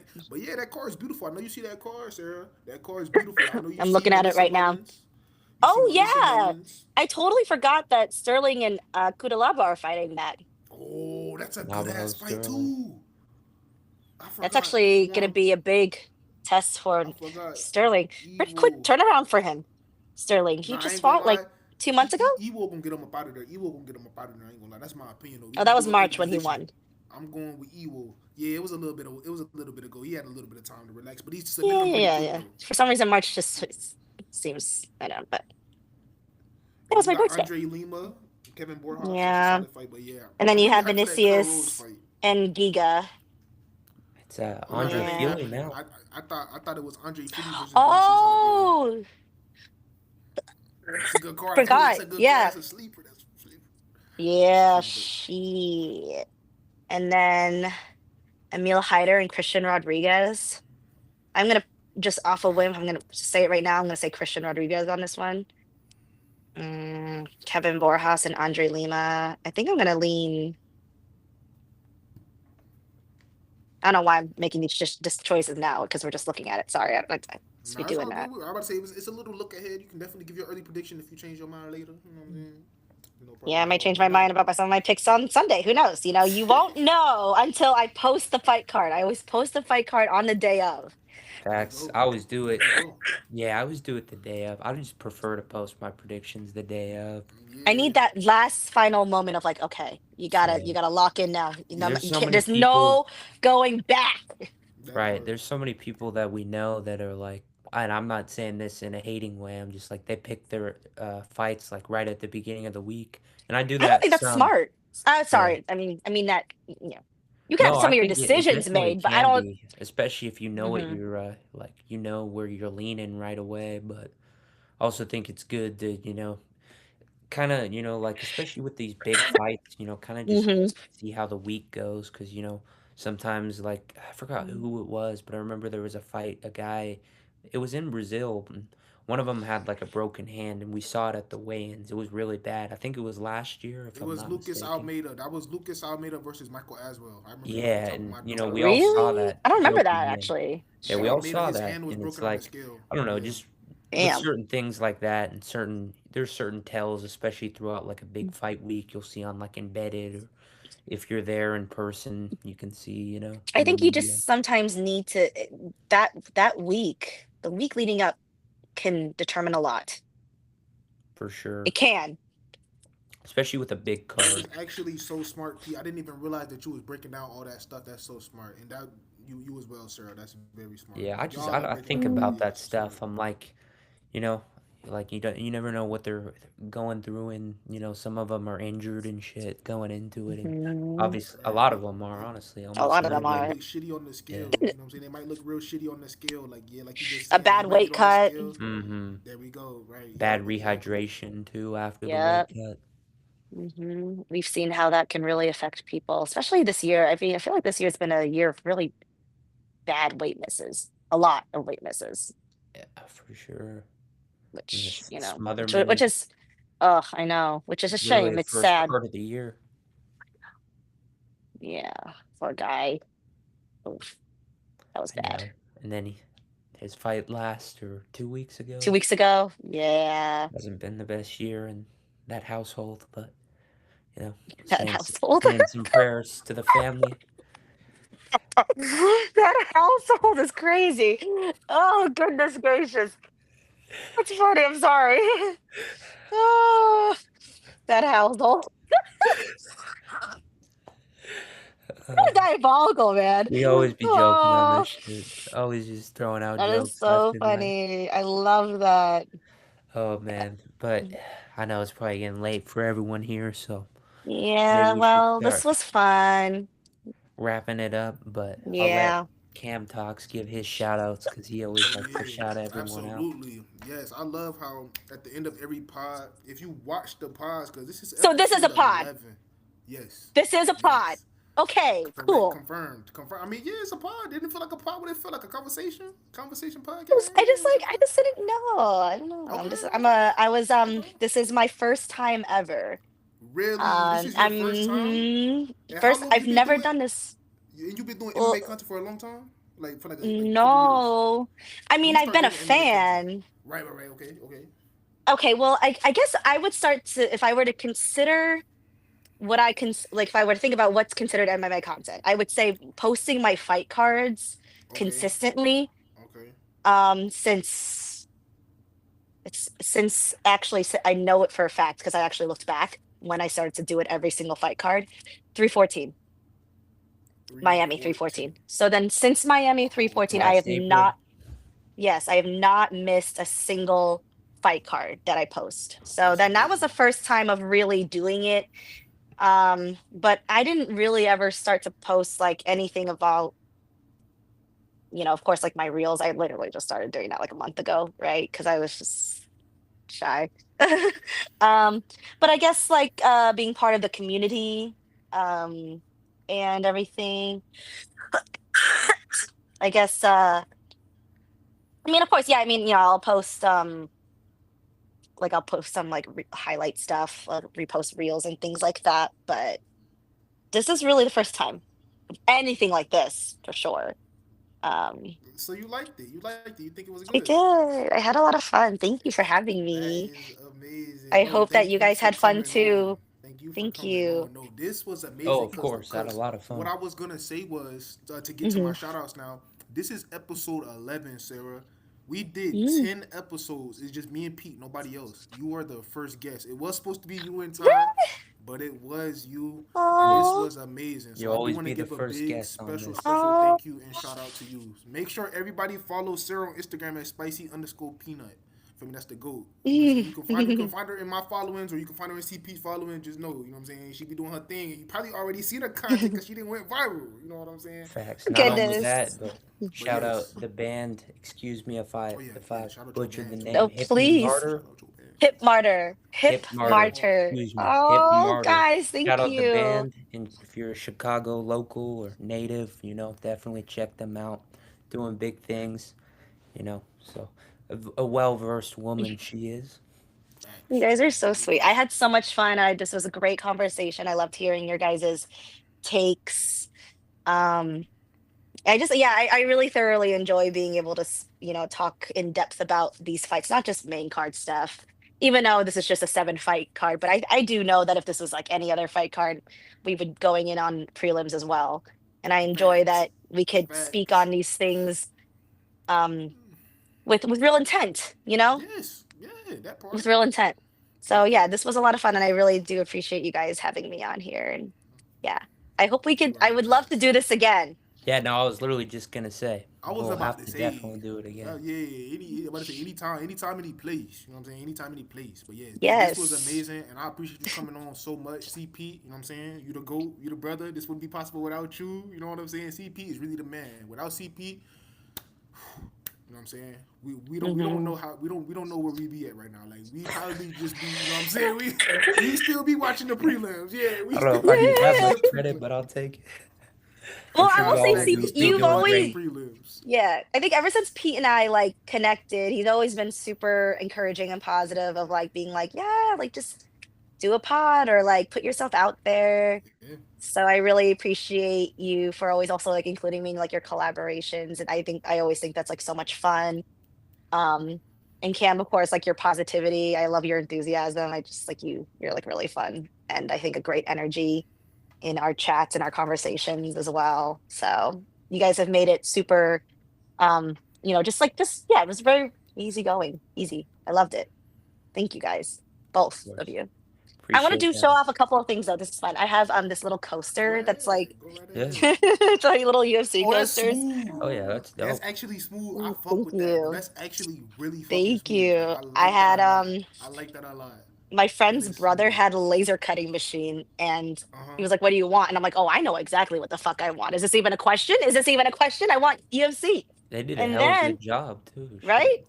I And thought the then UFC I made that. What? oh no That's no, my friend's brother made that for me. Yeah. And then I made this wow. yeah, I don't know if you guys ever done these where it's like you go and it's like a you paint some pottery. You ever done those? I don't Yeah. know if Mm-hmm. Yes. I've seen Yeah. those I know what before. you're so talking about. I painted a bowl.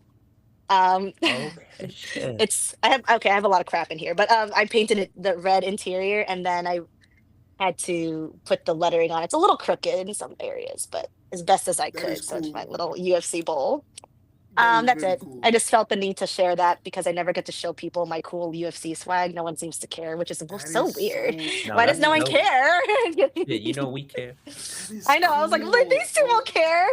But yeah, there you go. Facts. We will. We Yeah, will.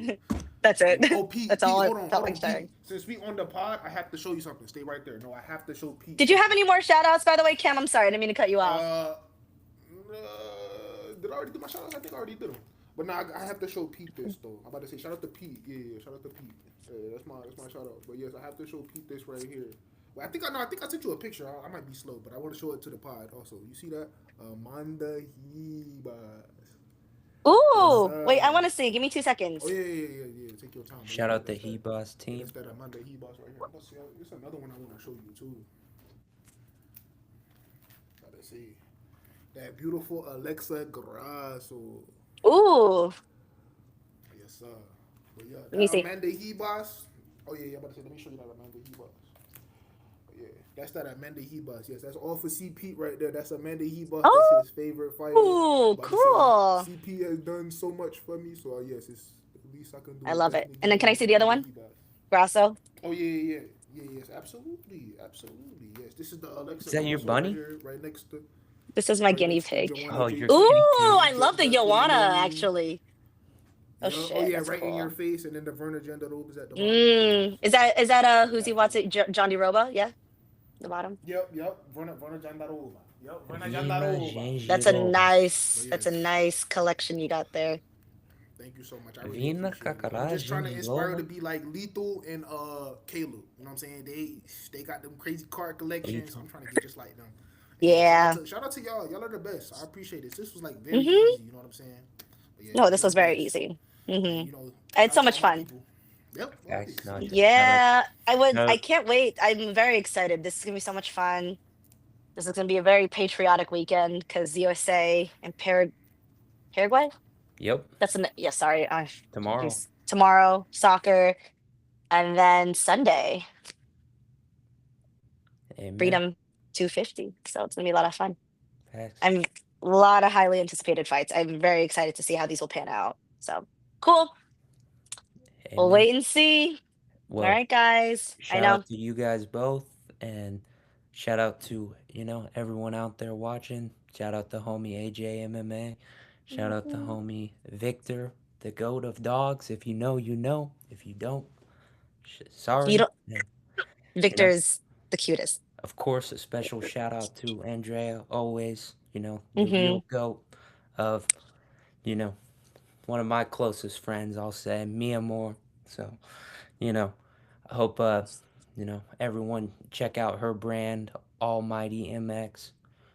They're doing some cool things with it. So definitely check them out on Instagram. Check out her on Instagram, spicy_peanut, Cam Talks MMA, CPETEMMA248.